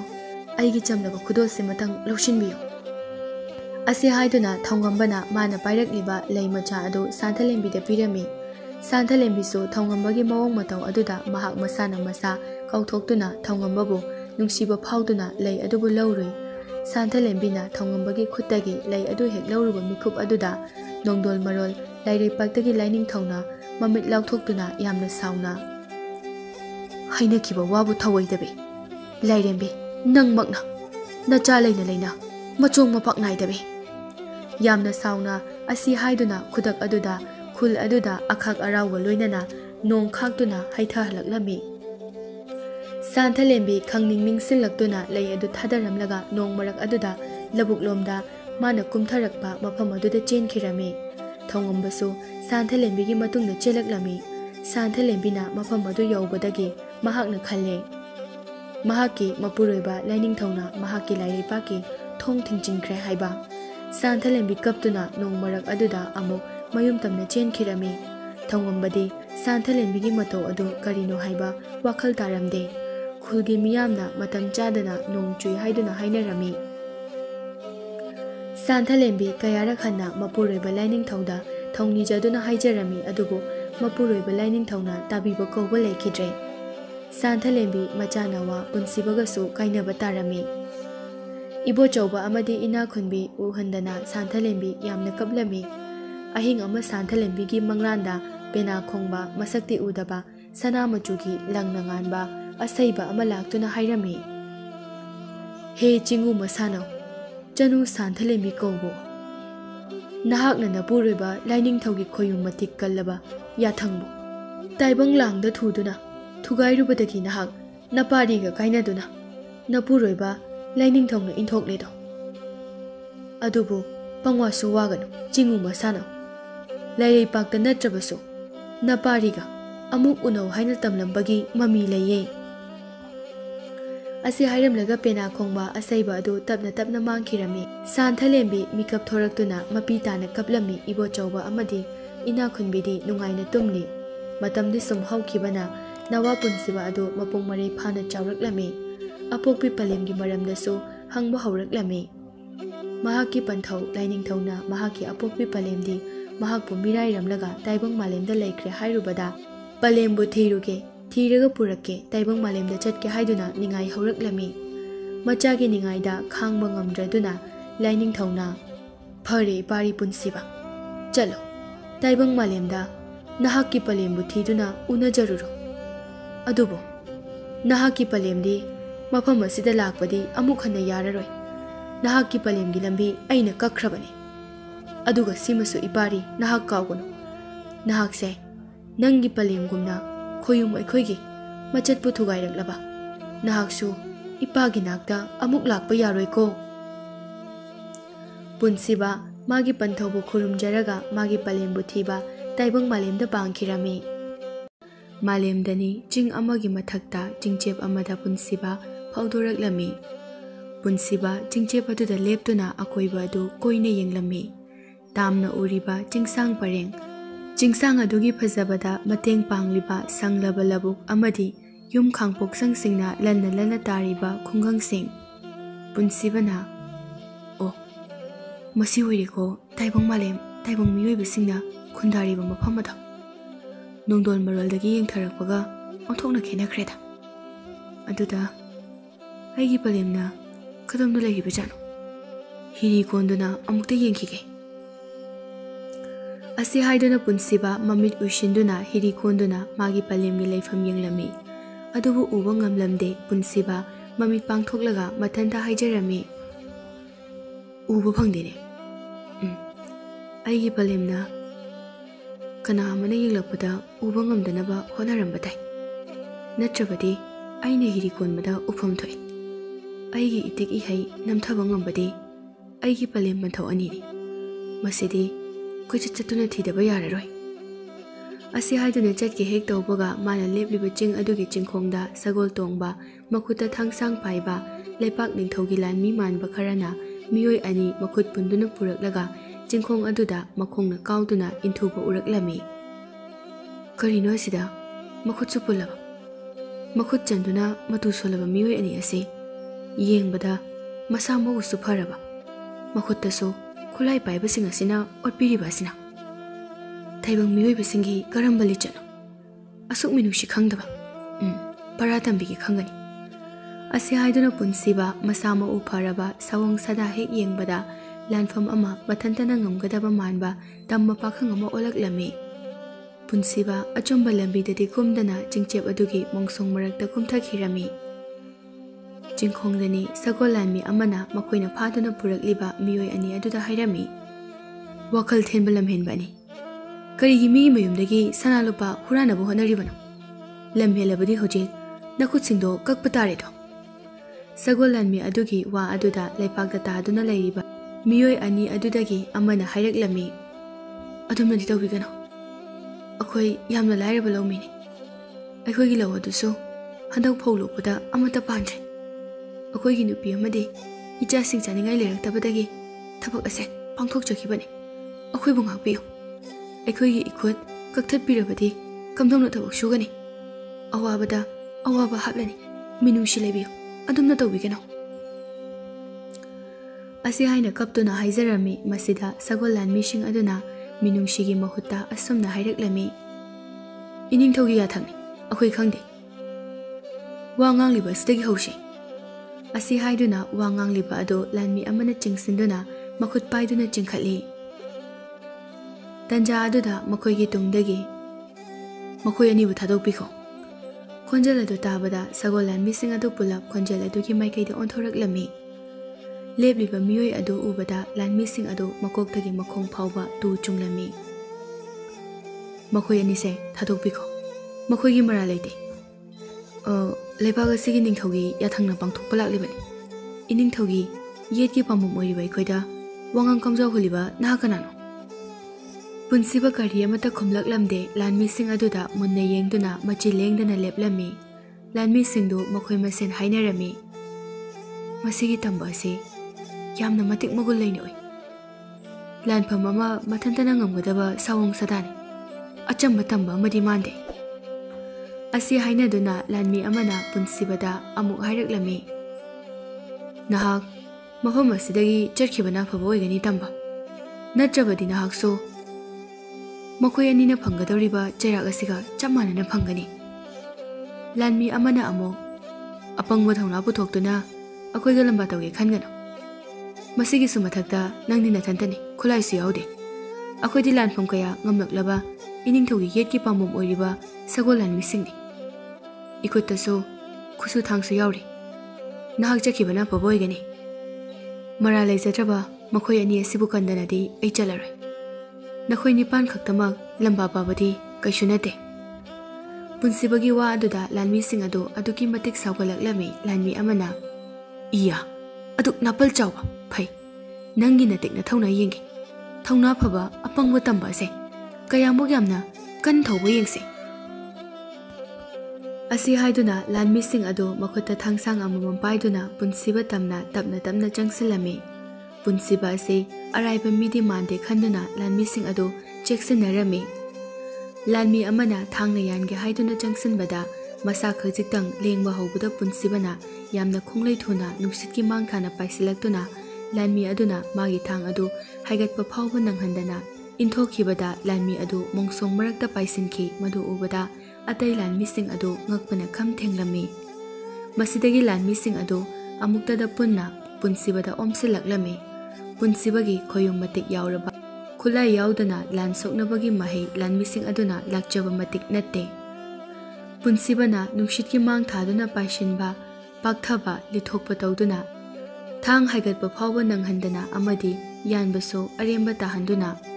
लानमीसिंग अदु मखुत फादुना खरा लंगथो मसा पाइदुना खरा इंथोखि मखोंग पाइदुना खरा लंगथोखि। असुम तौदुना मिकुप खरागी मनुंगदा ngakchaw thekpa लानमीसिंग अदु माइथीबा पिरमी। पुंसिबगी मौंग अदु उबदा मखुत पुंदुना लाइमाइदा तुदुना लैरिबा मियोय अदुसु ngakpana kham thenglami। लानफम कया ngamlaklaba mamingda tabada kinaraba laipak aduki ningthaugi sagol लानमीसिंग मखुत्ता थांगसांग पाइबा निपानबु इराय लाइना खुलाई अमत्ता यावदना माइथीबा पिबा अदु उबदा मखोय अनिदु मसागी ममितना उरिबा अदु थाजरमदे।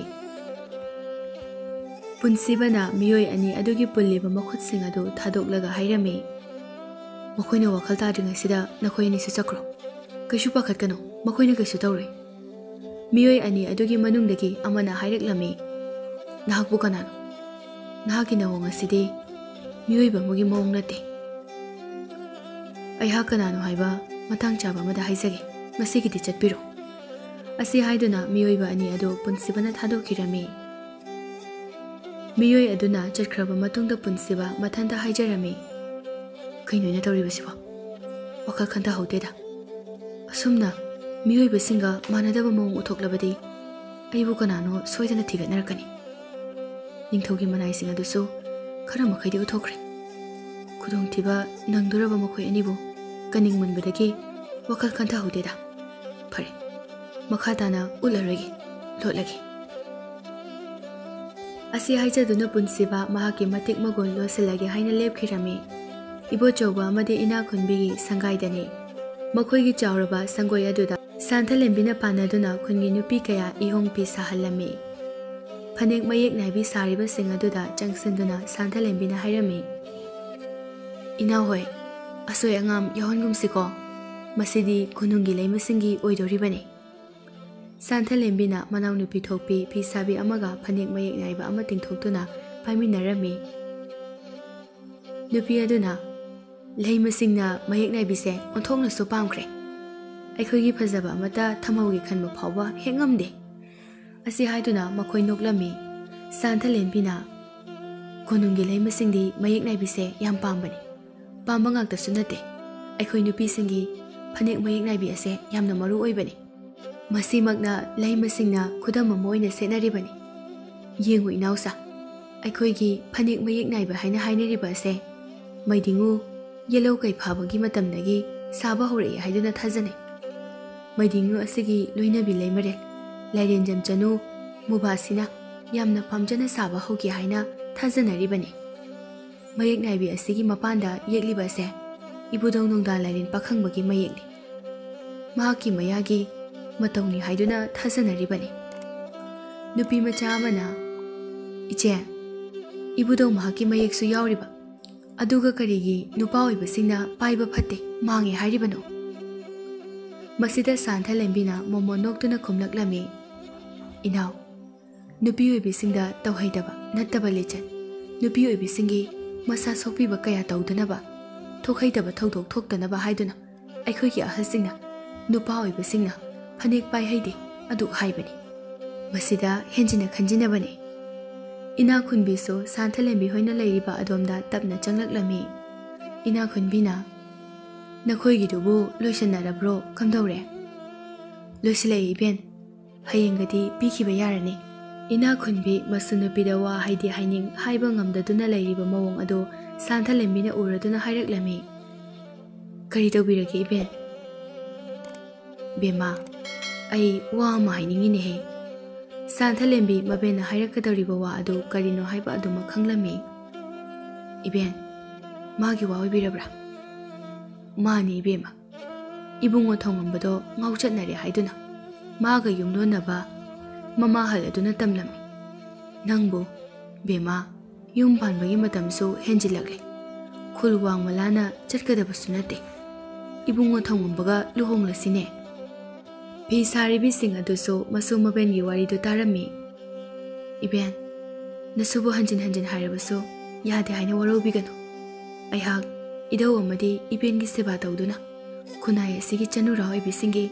yaifanabagi damakta lenjarage aihak yum panjarero iben nasubu haiba indebini haiduna lana lobigano ina khunbina yararoi khangladuna karigi isubu haiba indebini khangadoribano phare phare ai masigi wase amuk hana pallaroi phare phare thabak loisinjaruro asi hairamlaga ina khunbi tapna thokirami mabena chatkiba adu yengduna santha lembi mapi tapna sintaraklami ningthaugi kan thauraba yetki pambom oiriba sagolan minipan sakhangdaba masama u pharaba tamba amana phuduna thanamle haiduna konungdagi hentoktuna leipakpumba wawa laurami punsibana kanbiramba nupa ani adu ningthauna konungda kapkhatlami ningthaugi mangda nupa ani do khuru kunduna ningthauda khurumlami ningthauna aigi kan thauraba lanpham kayada yeknaba kaya kaya kiduna chenariba aigi sagolan minipan makhuttaso khulai paiba mathantana khulai amata yaudana maithiba piba haibase miyoiba mana hektangamba nate achamba midi oiramoi hayo sakhangdaba tamba ado kanano kadomda chatki nupa ani do ningthau aduna hanglakpa aduda tuphak tupai channa amana khumlaklami iningthau akhoshu numit aduna tamba do ahanba ujabani amukta ukhitre nupa aduna he thadok pibaga magi mawng aduda kiduna khonglei thuna adumuk chelakle nupa tamba adudi mafam aduda adumuk lehawi aikhoi tamba adu kanano khangdi kadomda chakhi habidi khangjade iningthau akhoi bu thajabiyo asi haiduna nupa ani do ningthauda amuk khurumjarami phare adubu tamba nupa do kanano haiba thidoktuna konung asida puraktabadi yade kana lai nahan gi thodok aduda yawba aigi sagol hanmi khara yawhanduna nupa do phangnaba thiyo aduga phaduna aigi inakta purakadabani phagani ningthau asi haiduna khurumlamlaga thoki ningthau aduna nupa ani aduda amuk onsilaklaga hairai karigumba nakhoi ani na khangde hairabanina minam boiramlabadi nakhoi ani aigi ahpu cherak phangani kawbano akhoi bu thajabi ningthau akhoi tasina khangjadabani haiduna ningthau aduda hanjin hanjin khurumduna haijarami punsibadi miyoi besingna thirakpada khangdanaba haiduna masakhena lotuna leirami korong numitna leiringai ayuktana angang nupa macha onduna magi palembu thiba koichat chatlami punsiba insang napi yonba kaithel amada fauduna chatlami mana kuyeng yengduna chatpada kaithen phambi miyai chalabi nupi amana kausilaklami ibungo icha gumba nangbu kadaidagi no kana thiribano punsiba nupi aduki manak changsilaga khumlami palemanbi aihak thangnaba khulasidagini aigi panthongdi nonga khre palemna ayuk yamna nganna thabok suba chakhi ꯌꯨꯝꯗꯁꯨ ꯆꯥꯅꯅꯕ ꯑꯝꯇ ꯂꯩꯍꯧꯗꯦ ꯄꯨꯛ ꯂꯥꯝꯗꯨꯅ ꯆꯥꯅꯅꯕ ꯊꯤꯕ ꯂꯥꯛꯆꯕꯅꯦ ꯄꯂꯦꯝ ꯃꯥꯟꯕꯤ ꯅꯨꯄꯤ ꯑꯗꯨꯅ ꯅꯨꯡꯉꯥꯏꯇꯅ ꯑꯃꯨꯛ ꯍꯥꯏꯔꯛꯂꯝꯃꯤ ꯑꯣ ꯑꯁꯨꯛ ꯅꯧꯔꯤꯕ ꯏꯆꯥꯒꯨꯝꯂꯕ ꯅꯉꯣꯟꯗ ꯂꯥꯏꯔꯕꯒꯤ ꯑꯃꯗꯤ ꯀꯥꯏꯅꯕꯒꯤ ꯆꯩꯅꯥ ꯐꯪꯂꯕꯀꯣ ꯑꯁꯤ ꯍꯥꯏꯗꯨꯅ ꯃꯥꯅ ꯌꯣꯜꯂꯤꯕ ꯂꯐꯣꯏ ꯑꯗꯨꯗꯒꯤ ꯈꯔ ꯄꯤꯗꯨꯅ ꯁꯦꯁꯦ ꯃꯁꯤ ꯆꯥꯔꯒ ꯅꯪꯒꯤ ꯄꯂꯦꯝ ꯍꯜꯂꯛꯄ ꯉꯥꯏꯔꯣꯀꯣ ꯀꯩꯊꯦꯜ ꯑꯗꯨꯒꯤ ꯑꯀꯣꯏꯕꯗ ꯅꯤꯡꯊꯧꯒꯤ ꯃꯅꯥꯏꯁꯤꯡ ꯑꯗꯨ ꯁꯒꯣꯜ ꯇꯣꯡꯗꯨꯅ ꯀꯣꯏꯆꯠ ꯆꯠꯂꯤ ꯄꯨꯟꯁꯤꯕ ꯃꯥꯕꯨ ꯇꯥꯟꯅꯔꯤꯕꯅꯤ ꯍꯥꯏꯕ ꯈꯪꯉꯤ ꯑꯗꯨꯕꯨ ꯊꯋꯥ ꯁꯥꯔꯝꯗꯦ ꯄꯨꯟꯁꯤꯕ ꯅꯨꯄꯤ ꯑꯗꯨꯅ ꯄꯤꯔꯤꯕ ꯂꯐꯣꯏ ꯑꯗꯨ ꯂꯧꯔꯒ ꯌꯥꯝ ꯅꯨꯡꯉꯥꯏꯖꯔꯦ ꯄꯂꯦꯝ ꯃꯥꯟꯕꯤ ꯅꯆꯥ ꯌꯨꯝꯗ ꯍꯟꯖꯔꯒꯦ ꯍꯜꯂꯣ ꯍꯜꯂꯣ ꯌꯨꯝꯗ ꯅꯤꯡꯊꯤꯖꯅ ꯍꯜꯂꯨꯀꯣ ꯅꯪꯒꯤ ꯄꯂꯦꯝ ꯍꯜꯂꯛꯄ ꯉꯥꯏꯌꯨꯀꯣ ꯍꯣꯏ ꯄꯂꯦꯝ ꯃꯥꯟꯕꯤ ꯑꯁꯤ ꯍꯥꯏꯗꯨꯅ ꯄꯨꯟꯁꯤꯕ ꯂꯐꯣꯏꯁꯤꯡ ꯑꯗꯨ ꯄꯥꯏꯗꯨꯅ ꯆꯠꯈꯤꯔꯝꯃꯤ ꯀꯩꯊꯦꯜ ꯃꯔꯛ ꯑꯗꯨꯗꯒꯤ ꯊꯣꯔꯛꯂꯒ ꯆꯠꯅ ꯆꯠꯅ ꯃꯉꯣꯟꯗ ꯂꯐꯣꯏ ꯄꯤꯔꯛꯄ ꯅꯨꯄꯤ ꯑꯗꯨꯗ ꯃꯃꯥꯏ ꯂꯩꯊꯣꯛꯇꯨꯅ ꯌꯦꯡꯂꯝꯂꯒ ꯃꯣꯃꯣꯟ ꯅꯣꯛꯂꯝꯃꯤ ꯅꯤꯡꯊꯧꯒꯤ ꯃꯅꯥꯏꯁꯤꯡ ꯑꯗꯨꯒ ꯊꯩꯅꯗꯨꯅ ꯆꯠꯈꯤꯔꯝꯃꯤ ꯅꯨꯃꯤꯠ ꯑꯗꯨ ꯄꯨꯟꯁꯤꯕꯗ ꯂꯐꯣꯏ ꯄꯤꯈꯤꯕ ꯀꯩꯊꯦꯜ ꯐꯝꯕꯤ ꯑꯗꯨ ꯄꯣꯠꯁꯤꯠ ꯑꯗꯨꯛꯀꯤ ꯃꯇꯤꯛ ꯐꯔꯝꯃꯤ ꯀꯔꯤꯅꯣ ꯉꯁꯤꯒꯤ ꯃꯑꯣꯡ ꯑꯁꯤꯗꯤ ꯍꯥꯏꯗꯨꯅ ꯍꯔꯥꯎꯅ ꯅꯨꯄꯤ ꯑꯗꯨꯅ ꯍꯥꯏꯖꯔꯝꯃꯤ ꯃꯥꯒ ꯊꯪꯅꯅ ꯐꯝꯕꯁꯤꯡ ꯑꯗꯨ ꯀꯔꯤꯅꯣ ꯃꯑꯣꯡ ꯑꯃ ꯇꯧꯕ ꯃꯈꯩ ꯁꯦꯠꯂꯤ ꯀꯩꯊꯦꯜ ꯂꯥꯏꯔꯦꯝꯕꯤꯅ ꯆꯥꯂꯦ ꯍꯥꯏꯗꯨꯅ ꯍꯥꯏꯅꯔꯝꯃꯤ ꯂꯩꯄꯥꯛ ꯅꯤꯡꯊꯧꯒꯤ ꯀꯜ ꯊꯧꯔꯕ ꯃꯈꯨꯠꯇ ꯊꯥꯡꯁꯥꯡꯁꯨ ꯄꯥꯏꯕ ꯁꯒꯣꯜ ꯂꯥꯟꯃꯤ ꯅꯤꯄꯥꯟ ꯃꯁꯥ ꯃꯎ ꯐꯔꯕ ꯈꯨꯠꯂꯥꯏꯁꯨ ꯑꯃꯠꯇ ꯄꯥꯏꯗꯕ ꯅꯨꯄꯥ ꯑꯃꯅ ꯃꯥꯏꯊꯤꯕ ꯄꯤꯔꯝꯕꯒꯤ ꯄꯥꯎ ꯁꯥꯟꯊꯂꯦꯝꯕꯤ ꯍꯣꯏꯁꯨ ꯇꯥꯔꯝꯃꯤ ꯄꯥꯎ ꯑꯗꯨ ꯇꯥꯕꯗ ꯁꯥꯟꯊꯂꯦꯝꯕꯤ ꯃꯕꯨꯛꯅꯤꯡꯗ ꯆꯤꯡꯅꯕ ꯐꯥꯎꯔꯝꯃꯤ ꯃꯥꯒꯤ ꯃꯄꯥꯔꯤ ꯄꯨꯟꯁꯤꯕ ꯑꯗꯨ ꯆꯥꯎꯔꯝꯂꯅꯤ ꯆꯍꯤ 15 ꯁꯨꯔꯕꯅꯤ ꯎꯅꯔꯛꯇꯕ ꯇꯝꯕ ꯄꯥꯈꯪ ꯐꯥꯔꯝꯂꯅꯤ ꯊꯕꯛ ꯑꯗꯨ ꯏꯆꯝ ꯆꯝꯕ ꯇꯥꯏꯕꯪ ꯃꯤꯑꯣꯏꯕ ꯑꯃ ꯍꯦꯛꯇꯅ ꯉꯝꯕ ꯊꯕꯛꯁꯨ ꯅꯠꯇꯦ ꯍꯥꯏꯕ ꯁꯥꯟꯊꯂꯦꯝꯕꯤꯅ ꯈꯪꯂꯝꯃꯤ ꯑꯗꯨꯕꯨ ꯃꯍꯥꯛ ꯅꯨꯄꯥ ꯑꯗꯨꯕꯨ ꯀꯅꯥꯅꯣ ꯌꯦꯡꯒꯦ ꯍꯥꯏꯕꯒꯤ ꯋꯥꯈꯜꯗꯤ ꯈꯜꯂꯝꯗꯦ ꯄꯨꯟꯁꯤꯕꯅ ꯁꯛꯂꯣꯟ ꯂꯧꯔꯤꯕ ꯑꯉꯥꯡ ꯑꯗꯨ ꯂꯧꯕꯨꯛꯀꯤ ꯂꯧꯔꯤꯗ ꯆꯠꯂꯝꯃꯤ ꯃꯍꯥꯛꯅ ꯁꯨꯝ ꯆꯠꯄꯗ ꯄꯥꯛꯂꯕ ꯂꯧꯕꯨꯛ ꯑꯗꯨꯒꯤ ꯃꯌꯥꯏꯗ ꯂꯩꯍꯥꯎ ꯄꯥꯝꯕꯤ ꯑꯃ ꯂꯩꯍꯥꯎꯁꯤꯡ ꯐꯨꯒꯥꯏꯅ ꯁꯥꯠꯄ ꯄꯨꯡ ꯑꯃ ꯎꯔꯛꯂꯝꯃꯤ ꯄꯨꯡ ꯑꯗꯨꯗ ꯄꯨꯟꯁꯤꯕ ꯆꯪꯁꯤꯟꯗꯨꯅ ꯂꯩꯍꯥꯎ ꯄꯥꯝꯕꯤ ꯑꯗꯨꯒꯤ ꯃꯅꯥꯛꯇ ꯂꯦꯞꯇꯨꯅ ꯄꯥꯝꯕꯤ ꯑꯗꯨꯗ ꯍꯦꯛ ꯊꯦꯡꯂꯨꯕꯗ ꯃꯍꯥꯛꯀꯤ ꯁꯛꯂꯣꯟ ꯃꯁꯥ ꯃꯎ ꯐꯔꯕ ꯃꯇꯤꯛ ꯃꯒꯨꯟ ꯂꯩꯕ ꯇꯝꯕ ꯑꯗꯨ ꯃꯊꯟꯇ ꯑꯣꯜꯂꯛꯂꯝꯃꯤ ꯄꯥꯝꯕꯤ ꯑꯗꯨꯗ ꯌꯦꯡꯂꯒ ꯄꯨꯟꯁꯤꯕꯅ ꯍꯥꯏꯔꯛꯂꯝꯃꯤ ꯃꯁꯤꯒꯤ ꯂꯩꯍꯥꯎ ꯄꯥꯝꯕꯤ ꯑꯁꯦ ꯑꯩꯒꯤ ꯄꯂꯦꯝ ꯑꯄꯣꯛꯄꯤꯅ ꯍꯧꯍꯜꯂꯝꯕ ꯁꯣꯏꯗꯅ ꯑꯣꯏꯒꯅꯤ ꯑꯩꯒꯤ ꯄꯂꯦꯝꯗꯤ ꯂꯩꯍꯥꯎ ꯌꯥꯝꯅ ꯄꯥꯝꯃꯤ ꯍꯥꯏꯕꯅꯤ ꯑꯩꯒꯤ ꯄꯂꯦꯝ ꯃꯐꯝ ꯑꯁꯤꯗ ꯂꯩꯔꯤ ꯑꯇꯩ ꯀꯗꯥꯏꯗꯁꯨ ꯆꯠꯇꯦ ꯑꯩ ꯊꯤꯗꯕ ꯌꯥꯗꯦ ꯑꯩꯒꯤ ꯄꯂꯦꯝꯕꯨ ꯐꯪꯅꯅꯕ ꯊꯤꯗꯕ ꯌꯥꯗꯦ ꯑꯁꯤ ꯍꯥꯏꯗꯨꯅ ꯃꯉꯛ ꯀꯨꯏꯂꯩ ꯂꯩꯗꯨꯅ ꯌꯦꯡꯂꯝꯃꯤ ꯇꯟꯖꯥ ꯑꯗꯨꯗ ꯂꯧꯕꯨꯛ ꯃꯇꯥꯏꯒꯤ ꯂꯝꯕꯤꯗ ꯏꯁꯤꯡ ꯁꯣꯛꯂꯒ ꯍꯜꯂꯛꯄꯤ ꯃꯈ꯭ꯋꯥꯡꯗ ꯄꯨꯟ ꯄꯨꯕꯤ ꯂꯩꯁꯥꯕꯤ ꯑꯃꯅ ꯂꯥꯞꯅ ꯂꯧꯕꯨꯛ ꯃꯌꯥꯏꯒꯤ ꯄꯨꯡ ꯑꯃꯗ ꯃꯁꯥ ꯃꯎ ꯐꯔꯕ ꯁꯑꯣꯡ ꯁꯥꯗꯥ ꯍꯦꯛ ꯌꯦꯡꯕꯗ ꯄꯨꯛꯅꯤꯡ ꯍꯨꯅ ꯐꯖꯔꯕ ꯃꯇꯤꯛ ꯃꯒꯨꯟ ꯂꯩꯔꯕ ꯇꯝꯕ ꯄꯥꯈꯪ ꯄꯨꯟꯁꯤꯕꯅ ꯂꯦꯞꯇꯨꯅ ꯂꯩꯔꯤꯕ ꯑꯗꯨ ꯎꯔꯝꯃꯤ ꯂꯩꯁꯥꯕꯤ ꯑꯗꯨ ꯄꯨꯟꯁꯤꯕꯕꯨ ꯍꯦꯛ ꯎꯕꯗ ꯉꯥꯎꯈꯤꯔꯝꯃꯤ ꯅꯨꯡꯖꯥ ꯑꯣꯏꯕꯤꯒꯤ ꯊꯃꯣꯏ ꯂꯥꯌꯨꯡꯗ ꯂꯥꯠꯈꯤꯔꯝꯃꯤ ꯂꯩꯁꯥꯕꯤ ꯑꯗꯨ ꯊꯣꯏꯕꯤ ꯃꯆꯥꯅꯤ ꯀꯔꯤꯅꯣ ꯉꯁꯤ ꯑꯩꯒꯤ ꯏꯃꯤꯠꯁꯤꯅ ꯎꯔꯤꯕꯁꯤꯕꯣ ꯄꯨꯟꯁꯤꯗ ꯑꯁꯨꯛ ꯐꯖꯕ ꯆꯤꯡꯎ ꯈꯣꯌꯣꯝꯃꯒꯤ ꯍꯦꯛ ꯃꯄꯥꯔꯤ ꯃꯥꯟꯕ ꯇꯝꯕ ꯄꯥꯈꯪ ꯃꯇꯤꯛ ꯃꯒꯨꯟꯇꯅ ꯌꯣꯝꯂꯤꯕ ꯃꯍꯥꯛ ꯎꯕꯗ ꯅꯧꯖꯔꯤꯕꯤ ꯑꯩꯒꯤ ꯊꯃꯣꯏꯗ ꯑꯃꯨꯛꯇ ꯐꯥꯎꯈꯤꯗ꯭ꯔꯤꯕ ihul ama phauri as othokna phajakreda he ujaba mikup asida nujawi bi agi thamoida lachakre asi haiduna thoibi macha mathanta nokjarami aduga amuk makha taraklami ining thogi sagolai minipan makuta sukhulai amada yauduna maithiba pirami haiba tamba pakhanga do masi soidana orangani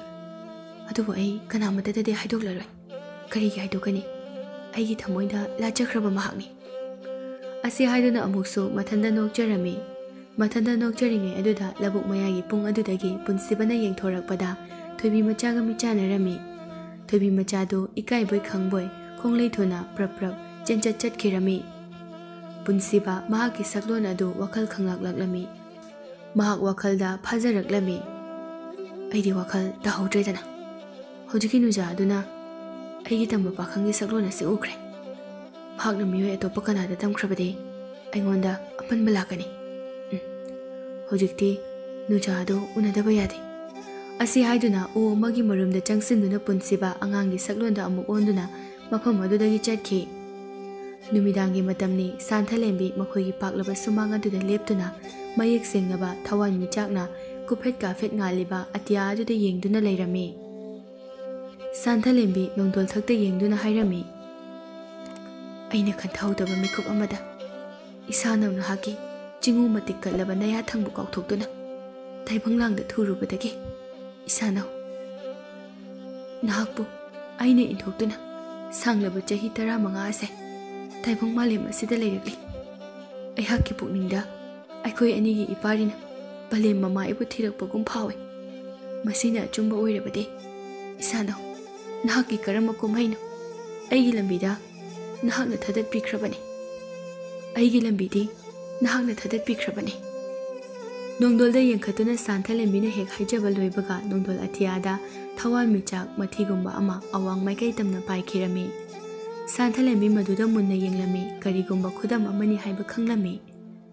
ꯃꯍꯥꯛꯀꯤ ꯃꯄꯥꯔꯤꯅ ꯃꯍꯥꯛ ꯊꯤꯕ ꯂꯥꯛꯇꯨꯅ ꯃꯥꯏꯀꯩ ꯑꯗꯣꯝꯗ ꯂꯩꯔꯤ ꯍꯥꯏꯕ ꯇꯥꯛꯄ ꯑꯣꯏꯔꯝꯒꯅꯤ ꯍꯥꯏꯗꯨꯅ ꯁꯥꯟꯊꯂꯦꯝꯕꯤꯅ ꯆꯤꯡꯅꯔꯝꯃꯤ꯫ ꯏꯅꯥꯈꯨꯟꯕꯤ ꯃꯁꯨꯅꯨꯄꯤꯒꯤ ꯅꯥꯛꯇ ꯊꯣꯛꯂꯛꯇꯨꯅ ꯍꯥꯏꯔꯝꯃꯤ, "ꯕꯦꯝꯃ, ꯊꯦꯡꯉꯤꯅꯦꯍꯦ, ꯆꯪꯂꯛꯑꯣ"꯫ "ꯁꯪꯖꯔꯒꯦ ꯏꯕꯦꯟ", ꯑꯁꯤ ꯍꯥꯏꯗꯨꯅ ꯆꯪꯈꯤ꯫ ꯆꯤꯡꯌꯥꯒꯤ ꯎꯃꯪ ꯃꯆꯥ ꯑꯃꯒꯤ ꯎꯈꯣꯡ ꯑꯃꯗ ꯄꯨꯟꯁꯤꯕ ꯐꯝꯗꯨꯅ ꯃꯃꯤꯠ ꯎꯏꯁꯤꯟꯗꯨꯅ ꯂꯩꯔꯝꯃꯤ꯫ ꯃꯍꯥꯛꯅ ꯃꯃꯤꯠ ꯎꯏꯁꯤꯟꯗꯨꯅ ꯐꯝꯂꯤꯉꯩ ꯑꯗꯨꯗ ꯃꯍꯥꯛꯀꯤ ꯑꯀꯣꯏꯕꯗ ꯃꯤꯑꯣꯏ ꯈꯔꯅ ꯀꯣꯏꯅ ꯆꯪꯁꯤꯜꯂꯛꯄꯒꯤ ꯁꯥꯃꯤꯟ ꯑꯃ ꯄꯨꯟꯁꯤꯕꯅ ꯐꯥꯎꯔꯛꯂꯝꯃꯤ꯫ ꯄꯨꯟꯁꯤꯕ ꯃꯃꯤꯠ ꯇꯞꯅ ꯄꯥꯡꯊꯣꯛꯇꯨꯅ ꯃꯥꯒꯤ ꯃꯥꯡꯗ ꯃꯤꯠꯐꯝ ꯍꯣꯡꯗꯅ ꯃꯨꯟꯅ ꯌꯦꯡꯗꯨꯅ ꯂꯩꯔꯝꯃꯤ꯫ ꯇꯟꯖꯥ ꯑꯗꯨꯗ ꯐꯤꯃꯨ ꯉꯥꯛꯇ ꯁꯦꯠꯄ, ꯃꯃꯥꯏ ꯈꯨꯝꯗꯨꯅ ꯃꯃꯤꯠ ꯉꯥꯛꯇ ꯐꯥꯠꯄ, ꯃꯈꯨꯠꯇ ꯊꯥꯡꯁꯥꯡ ꯄꯥꯏꯕ ꯃꯤꯑꯣꯏ ꯈꯔꯅ ꯃꯣꯡꯁꯣꯡꯁꯤꯡ ꯑꯗꯨꯗꯒꯤ ꯊꯣꯛꯂꯛꯇꯨꯅ ꯄꯨꯟꯁꯤꯕꯕꯨ ꯇꯞꯅ ꯀꯣꯏꯁꯤꯟꯈꯤꯔꯝꯃꯤ꯫ ꯄꯨꯟꯁꯤꯕ ꯃꯆꯤ ꯂꯦꯡꯗꯅ ꯐꯝꯂꯝꯃꯤ꯫ ꯐꯤꯃꯨ ꯁꯦꯠꯄ ꯑꯃꯅ ꯄꯨꯟꯁꯤꯕꯗ ꯍꯥꯏꯔꯛꯂꯝꯃꯤ, "ꯑꯩꯈꯣꯏ ꯏꯅꯤꯡꯊꯧꯅ ꯊꯥꯔꯛꯄꯅꯤ꯫ ꯅꯪꯕꯨ ꯃꯇꯝ ꯁꯥꯡꯅ ꯊꯤꯔꯛꯄꯅꯤ꯫ ꯈꯨꯗꯣꯡꯊꯤꯕ ꯊꯣꯛꯇ꯭ꯔꯤꯉꯩ ꯏꯅꯤꯡꯊꯧꯒꯤ ꯃꯅꯥꯛꯇ ꯀꯣꯅꯨꯡꯗ ꯆꯠꯁꯤ꯫ ꯃꯁꯤꯅ ꯅꯪꯒꯤꯁꯨ ꯑꯐꯕ ꯑꯣꯏꯒꯅꯤ"꯫ ꯋꯥꯗꯨ ꯇꯥꯕꯗ ꯄꯨꯟꯁꯤꯕ ꯐꯝꯂꯝꯕꯗꯒꯤ ꯇꯞꯅ ꯍꯧꯒꯠꯂꯛꯂꯝꯃꯤ꯫ "ꯅꯈꯣꯏ ꯀꯅꯥꯅꯣ ꯍꯥꯏꯕ? ꯅꯈꯣꯏꯅ ꯃꯐꯝ ꯑꯁꯤꯗ ꯌꯧꯔꯛꯇ꯭ꯔꯤꯉꯩꯗꯒꯤ ꯑꯩꯅ ꯈꯪꯂꯕꯅꯤ꯫ ꯅꯈꯣꯏ ꯃꯐꯝ ꯑꯁꯤꯗꯒꯤ ꯆꯠꯈꯤꯕꯅ ꯅꯈꯣꯏꯒꯤ ꯑꯐꯕ ꯑꯣꯏꯒꯅꯤ꯫ ꯅꯈꯣꯏꯒꯤ ꯅꯤꯡꯊꯧ ꯑꯗꯨꯗꯁꯨ ꯑꯩꯅ ꯅꯈꯣꯏꯒꯤ ꯊꯋꯥꯏ ꯀꯟꯕꯤꯗꯨꯅ ꯊꯥꯗꯣꯔꯛꯄꯅꯤ ꯍꯥꯏꯅ ꯇꯝꯂꯨꯆꯣ"꯫ ꯄꯨꯟꯁꯤꯕꯒꯤ ꯏꯆꯝ ꯆꯝꯕ ꯃꯤꯑꯣꯏꯕ ꯑꯃꯒꯤ ꯋꯥꯍꯩ ꯃꯥꯟꯗꯕ ꯋꯥꯉꯥꯡ ꯑꯗꯨꯗ ꯐꯤꯃꯨ ꯁꯦꯠꯄꯁꯤꯡ ꯑꯗꯨ ꯑꯃꯒ ꯑꯃꯒ ꯌꯦꯡꯅꯔꯝꯃꯤ꯫ ꯐꯤꯃꯨ ꯁꯦꯠꯄ ꯑꯃꯅ ꯑꯃꯨꯛ ꯍꯥꯏꯔꯛꯏ, "ꯂꯩꯕꯥꯛ ꯑꯁꯤꯒꯤ ꯅꯤꯡꯊꯧꯕꯨ ꯎꯁꯤꯠ ꯊꯑꯣꯏꯗꯕ, ꯐꯖꯅ ꯍꯥꯏꯕꯗ ꯌꯥꯗ꯭ꯔꯕꯅꯤꯅ ꯌꯥꯏꯕꯤ ꯂꯧꯔꯒ ꯍꯛꯆꯥꯡ ꯄꯣꯂꯥꯡꯇꯃꯛ ꯄꯨꯕ ꯇꯥꯕꯅꯤ꯫ ꯅꯈꯣꯏꯅ ꯑꯩꯕꯨ ꯌꯥꯏꯕꯤ ꯂꯧꯕ"꯫ ꯑꯁꯤ ꯍꯥꯏꯗꯨꯅ ꯄꯨꯟꯁꯤꯕ ꯂꯥꯎꯅ ꯅꯣꯛꯂꯝꯃꯤ ꯑꯗꯨꯒ ꯑꯃꯨꯛ ꯍꯥꯏꯔꯛꯂꯝꯃꯤ, "ꯐꯩ, ꯃꯆꯣꯛ ꯃꯄꯥꯛ ꯅꯥꯏꯗꯕ ꯇꯥꯏꯕꯪ ꯃꯤꯑꯣꯏꯕ, ꯂꯥꯎ ꯄꯔꯥ ꯇꯝꯕꯤꯒꯦ"꯫ ꯑꯁꯤ ꯍꯥꯏꯗꯨꯅ ꯐꯤꯕꯝꯗ ꯂꯩꯈꯤꯔꯝꯃꯤ꯫ ꯐꯤꯃꯨ ꯁꯦꯠꯄꯁꯤꯡ ꯑꯗꯨ ꯊꯥꯡꯁꯥꯡꯁꯤꯡꯗꯨ ꯄꯥꯏꯗꯨꯅ ꯄꯨꯟꯁꯤꯕꯗ ꯀꯣꯏꯁꯤꯜꯂꯛꯂꯝꯃꯤ, ꯈꯨꯠ ꯊꯣꯛꯅꯕ ꯍꯧꯈꯤꯔꯝꯃꯤ꯫ ꯐꯤꯃꯨ ꯁꯦꯠꯄꯁꯤꯡ ꯑꯗꯨ ꯃꯃꯥꯡꯒꯤ ꯄꯨꯟꯁꯤꯕꯅ ꯊꯦꯡꯅꯈꯤꯕ ꯁꯒꯣꯜ ꯂꯥꯟꯃꯤ ꯑꯗꯨꯗꯒꯤ ꯈꯔ ꯀꯟꯕ ꯍꯦꯜꯂꯝꯃꯤ꯫ ꯑꯃꯨꯛꯇꯗ ꯃꯈꯣꯏ ꯃꯁꯤꯡ ꯌꯥꯝꯅ ꯊꯥꯡꯂꯣꯟ ꯑꯔꯨꯕ ꯁꯤꯖꯤꯟꯅꯗꯨꯅ ꯄꯨꯟꯁꯤꯕꯗ ꯆꯪꯁꯤꯜꯂꯛꯂꯝꯃꯤ꯫ ꯄꯨꯟꯁꯤꯕꯁꯨ ꯃꯅꯤꯡ ꯍꯜꯂꯝꯃꯤ, ꯑꯗꯨꯕꯨ ꯄꯨꯟꯁꯤꯕꯅ ꯑꯗꯨꯃꯛ ꯂꯥꯛꯆꯔꯝꯃꯤ꯫ ꯐꯤꯃꯨ ꯁꯦꯠꯄꯁꯤꯡ ꯑꯗꯨꯅ ꯃꯥꯏꯀꯩ ꯃꯥꯏꯀꯩꯗꯒꯤ ꯈꯣꯡꯂꯩ ꯊꯨꯅ ꯆꯪꯁꯤꯟꯗꯨꯅ ꯈꯨꯠꯂꯥꯏ ꯊꯥꯔꯝꯃꯤ, ꯑꯗꯨꯕꯨ ꯄꯨꯟꯁꯤꯕꯒꯤ ꯃꯁꯥ ꯀꯣꯏꯂꯩ ꯂꯩꯗꯨꯅ ꯂꯤꯠꯄ ꯄꯥꯈꯠꯄ, ꯈꯣꯡ ꯈꯨꯠꯇ ꯀꯣꯠꯇꯨꯅ ꯊꯨꯗꯦꯛꯄ ꯂꯧ ꯀꯌꯥ ꯑꯁꯤꯁꯨ ꯐꯤꯃꯨ ꯁꯦꯠꯄꯁꯤꯡ ꯑꯗꯨꯕꯨ ꯃꯥꯏꯊꯤꯕ ꯍꯧꯔꯛꯂꯝꯃꯤ꯫ ꯁꯣꯝꯗ ꯁꯥꯟꯊꯂꯦꯝꯕꯤ ꯃꯥꯒꯤ ꯐꯝꯗ ꯃꯃꯤꯠ ꯎꯏꯁꯤꯟꯗꯨꯅ ꯇꯨꯝꯂꯝꯕꯗꯒꯤ ꯃꯃꯤꯠ ꯈꯪꯄꯥꯡ ꯄꯥꯡꯊꯣꯔꯛꯂꯝꯃꯤ, ꯃꯁꯥꯗ ꯀꯔꯤꯒꯨꯝꯕ ꯑꯃ ꯐꯥꯎꯔꯝꯃꯤ꯫ ꯁꯥꯟꯊꯂꯦꯝꯕꯤ ꯋꯥꯈꯜꯗ ꯍꯥꯏꯖꯔꯝꯃꯤ, "ꯑꯣ, ꯑꯩꯒꯤ ꯏꯄꯥꯔꯤ,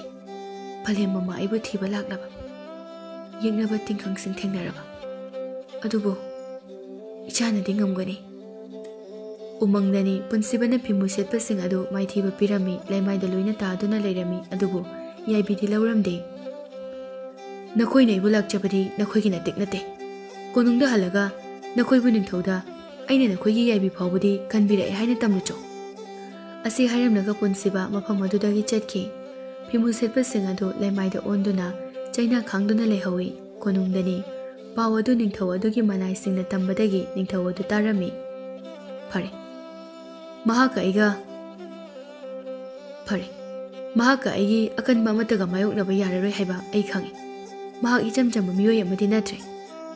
ꯃꯍꯥꯛꯄꯨ ꯅꯣꯜꯂꯨꯛꯅ ꯐꯖꯅ ꯍꯥꯏꯖꯗꯨꯅ ꯑꯩꯒꯤ ꯅꯥꯛꯇ ꯄꯨꯔꯛꯎ"꯫ ꯑꯁꯤ ꯍꯥꯏꯗꯨꯅ ꯅꯤꯡꯊꯧ ꯑꯗꯨꯅ ꯃꯥꯒꯤ ꯃꯅꯥꯏꯁꯤꯡ ꯑꯗꯨꯗ ꯌꯥꯊꯪ ꯄꯤꯔꯝꯃꯤ꯫ ꯁꯥꯟꯊꯂꯦꯝꯕꯤ ꯈꯣꯏꯒꯤ ꯈꯨꯟꯗꯅꯤ ꯁꯥꯟꯊꯂꯦꯝꯕꯤ ꯃꯥꯒꯤ ꯃꯇꯥꯔꯣꯏꯁꯤꯡ ꯑꯃꯗꯤ ꯃꯅꯥꯎꯅꯨꯄꯤꯁꯤꯡꯒ ꯂꯣꯏꯅꯅ ꯃꯈꯣꯏꯅ ꯁꯥꯕ ꯏꯌꯣꯡ ꯐꯤꯁꯤꯡ ꯑꯗꯨ ꯀꯩꯊꯦꯜꯗ ꯑꯃꯗꯤ ꯀꯣꯅꯨꯡꯗ ꯄꯤꯅꯅꯕ ꯁꯒꯣꯜꯁꯤꯡꯗ ꯍꯥꯞꯂꯛꯂꯝꯃꯤ꯫ ꯃꯈꯣꯏꯅ ꯍꯥꯞꯀꯠꯂꯤꯉꯩ ꯑꯗꯨꯗ ꯁꯥꯟꯊꯂꯦꯝꯕꯤꯅ ꯑꯉꯥꯡ ꯅꯋꯥ ꯑꯃ ꯂꯦꯞꯇꯨꯅ ꯃꯈꯣꯏꯗ ꯌꯦꯡꯗꯨꯅ ꯂꯩꯕꯗꯨ ꯎꯔꯛꯂꯝꯃꯤ꯫ "ꯃꯁꯤꯒꯤ ꯑꯉꯥꯡ ꯑꯁꯤꯕꯨ", ꯑꯁꯤ ꯍꯥꯏꯗꯨꯅ ꯑꯉꯥꯡ ꯑꯗꯨ ꯃꯥꯒꯤ ꯅꯥꯛꯇ ꯀꯧꯁꯤꯜꯂꯝꯃꯤ꯫ ꯑꯉꯥꯡ ꯑꯗꯨ ꯁꯥꯟꯊꯂꯦꯝꯕꯤꯒꯤ ꯃꯅꯥꯛꯇ ꯆꯪꯁꯤꯜꯂꯛꯂꯝꯃꯤ꯫ ꯑꯉꯥꯡ ꯑꯗꯨ ꯄꯨꯟꯁꯤꯕꯅꯤ꯫ ꯀꯅꯥꯅꯣ ꯅꯍꯥꯛꯄꯨ? ꯅꯪꯒꯤ ꯄꯂꯦꯝ ꯄꯟꯊꯧꯗꯤ ꯀꯗꯥꯏꯗ ꯂꯩꯕꯒꯦ? ꯄꯨꯟꯁꯤꯕ ꯄꯥꯎꯈꯨꯝ ꯄꯤꯕꯒꯤ ꯃꯍꯨꯠꯇ ꯁꯥꯟꯊꯂꯦꯝꯕꯤꯗ ꯃꯨꯟꯅ ꯌꯦꯡꯗꯨꯅ ꯂꯩꯔꯝꯃꯤ꯫ ꯀꯔꯤ ꯇꯧꯔꯕꯒꯦ? ꯀꯗꯥꯏꯗꯒꯤꯅꯣ ꯅꯪꯕꯣ? ꯅꯪꯒꯤ ꯄꯂꯦꯝ ꯄꯟꯊꯧꯅ ꯀꯥꯏꯗ ꯆꯠꯈ꯭ꯔꯒꯦ? ꯄꯂꯦꯝ? ꯄꯨꯟꯁꯤꯕꯅ ꯄꯂꯦꯝ ꯍꯥꯏꯗꯨꯅ ꯇꯞꯅ ꯇꯅꯤꯛꯂꯕ ꯈꯣꯟꯖꯦꯜꯗ ꯍꯥꯏꯔꯛꯂꯝꯃꯤ꯫ ꯁꯥꯟꯊꯂꯦꯝꯕꯤ ꯃꯃꯤꯠ ꯂꯥꯎꯊꯣꯔꯛꯇꯨꯅ ꯑꯉꯥꯡ ꯑꯗꯨꯗ ꯌꯦꯡꯗꯨꯅ ꯋꯥꯈꯜ ꯈꯪꯂꯛꯂꯛꯂꯝꯃꯤ꯫ ꯁꯥꯟꯊꯂꯦꯝꯕꯤꯅ ꯑꯉꯥꯡ ꯑꯗꯨꯗ ꯃꯨꯟꯅ ꯌꯦꯡꯅꯔꯝꯃꯤ꯫ ꯃꯃꯥ ꯃꯆꯥ ꯑꯅꯤꯃꯛ ꯉꯛꯄ, ꯅꯨꯡꯁꯤꯕ, ꯅꯨꯡꯉꯥꯏꯇꯕꯒꯤ ꯃꯥꯏꯊꯣꯡꯒ ꯂꯣꯏꯅꯅ ꯋꯥꯗꯤ ꯉꯥꯡꯅꯗꯅ ꯌꯦꯡꯅꯔꯝꯃꯤ꯫ ꯁꯥꯟꯊꯂꯦꯝꯕꯤꯅ ꯋꯥ ꯍꯦꯛ ꯍꯥꯏꯒꯦ ꯇꯧꯔꯛꯄꯒ ꯃꯅꯥꯎꯅꯨꯄꯤ ꯑꯃꯅ ꯀꯧꯔꯛꯂꯝꯃꯤ꯫ ꯏꯆꯦ, ꯆꯠꯅꯕ ꯇꯧꯔꯁꯤ, ꯊꯦꯡꯂꯅꯤꯌꯦ꯫ ꯑꯁꯤ ꯍꯥꯏꯗꯨꯅ ꯃꯅꯥꯎꯅꯨꯄꯤ ꯑꯗꯨ ꯁꯥꯟꯊꯂꯦꯝꯕꯤꯒꯤ ꯃꯅꯥꯛꯇ ꯑꯃꯨꯛ ꯆꯪꯂꯛꯇꯨꯅ ꯑꯉꯥꯡ ꯑꯗꯨꯗ ꯌꯦꯡꯂꯒ ꯍꯪꯂꯝꯃꯤ꯫ ꯏꯆꯦ, ꯑꯉꯥꯡꯁꯤꯕꯨ ꯀꯅꯥꯅꯣ? ꯁꯥꯟꯊꯂꯦꯝꯕꯤ ꯈꯨꯝꯐꯝ ꯈꯪꯂꯝꯗꯦ ꯃꯍꯥꯛꯀꯤ ꯑꯃꯠꯇ ꯉꯥꯏꯔꯕ ꯃꯄꯥꯔꯤꯅꯤ ꯈꯪꯂꯕ ꯑꯉꯥꯡ ꯑꯗꯨꯗ ꯅꯨꯡꯉꯥꯏꯇꯅ ꯌꯦꯡꯂꯒ ꯁꯥꯟꯊꯂꯦꯝꯕꯤꯅ ꯍꯥꯏꯔꯛꯂꯝꯃꯤ꯫ ꯈꯪꯗꯤꯌꯦ ꯏꯅꯥꯎ, ꯂꯝꯕꯤꯗ ꯁꯨꯝ ꯂꯥꯛꯄ ꯎꯕꯗꯒꯤ ꯅꯨꯡꯁꯤꯗꯨꯅ ꯋꯥꯔꯤ ꯁꯥꯔꯝꯕꯅꯦ꯫ ꯄꯨꯟꯁꯤꯕ ꯃꯥꯒꯤ ꯄꯂꯦꯝꯅ ꯃꯥꯕꯨ ꯃꯤꯑꯣꯏꯕꯁꯤꯡꯗ ꯃꯁꯛ ꯇꯥꯛꯄ ꯌꯥꯗꯦ ꯍꯥꯏꯕꯗꯤ ꯃꯍꯥꯛ ꯈꯪꯏ, ꯑꯗꯨꯕꯨ ꯃꯥꯒꯤ ꯄꯂꯦꯝꯒꯤ ꯄꯥꯎꯈꯨꯝ ꯑꯗꯨꯗ ꯄꯨꯟꯁꯤꯕ ꯊꯃꯣꯏꯗꯤ ꯁꯣꯛꯂꯝꯃꯤ꯫ ꯂꯥꯛꯑꯣ ꯏꯆꯦ, ꯐꯤ ꯊꯥꯒꯗꯕ ꯃꯌꯥꯝꯁꯨ ꯌꯥꯝ ꯌꯥꯝꯃꯤ, ꯊꯦꯡꯉꯅꯤꯌꯦ꯫ ꯑꯁꯤ ꯍꯥꯏꯔꯗꯨꯅ ꯁꯥꯟꯊꯂꯦꯝꯕꯤ ꯃꯥꯒꯤ ꯃꯄꯥꯔꯤꯕꯨ ꯇꯨꯡ ꯍꯟꯅ ꯍꯥꯏꯐꯦꯠ ꯌꯦꯡꯂꯝꯂꯒ ꯆꯠꯈꯤꯔꯝꯃꯤ꯫ ꯄꯨꯟꯁꯤꯕ ꯃꯥꯒꯤ ꯄꯂꯦꯝꯅ ꯆꯠꯈꯤꯕ ꯑꯗꯨ ꯅꯨꯡꯉꯥꯏꯇꯅ ꯂꯦꯞꯇꯨꯅ ꯌꯦꯡꯗꯨꯅ ꯂꯩꯍꯧꯏ꯫ ꯃꯍꯥꯛꯅ ꯅꯨꯡꯉꯥꯏꯇꯅ ꯂꯝꯕꯤ ꯑꯗꯨꯗ ꯈꯔ ꯆꯠꯄ ꯍꯧꯔꯛꯄꯗ ꯊꯣꯏꯕꯤ ꯃꯆꯥ ꯃꯇꯥꯔꯣꯏ ꯈꯔꯒ ꯅꯣꯛ ꯅꯣꯛꯇꯨꯅ ꯆꯠꯄꯗ ꯎꯔꯛꯂꯝꯃꯤ꯫ ꯊꯣꯏꯕꯤ ꯃꯆꯥ ꯃꯁꯛ ꯃꯇꯧ ꯆꯪꯈꯣꯜꯂꯤ, ꯏꯉꯥꯎ ꯉꯥꯎꯖꯕꯤꯅꯤ꯫ ꯑꯁꯤꯗ ꯆꯠꯂꯤꯕꯁꯤ ꯅꯍꯥꯟ ꯅꯣꯡꯃ ꯑꯩꯅ ꯂꯧꯕꯨꯛꯇ ꯂꯩꯔꯤꯉꯩꯗ ꯑꯩꯒꯤ ꯁꯛꯂꯣꯟ ꯑꯃ ꯎꯈꯤꯕ ꯅꯨꯖꯥ ꯑꯗꯨ ꯅꯠꯇ꯭ꯔꯅꯦ? ꯃꯥꯅꯤ, ꯑꯍꯤꯡꯗ ꯅꯤꯡꯊꯧꯒꯤ ꯃꯅꯥꯏ ꯈꯔꯅ ꯑꯩꯒꯤ ꯂꯩꯐꯝ ꯈꯪꯂꯤꯕꯗꯣ ꯃꯥꯅ ꯇꯝꯕ ꯁꯣꯏꯗꯅ ꯑꯣꯏꯒꯅꯤ꯫ ꯐꯩ, ꯈꯪꯒꯅꯤ, ꯐꯥꯔꯒ ꯍꯦꯛꯇ ꯋꯥ ꯍꯪꯒꯦ꯫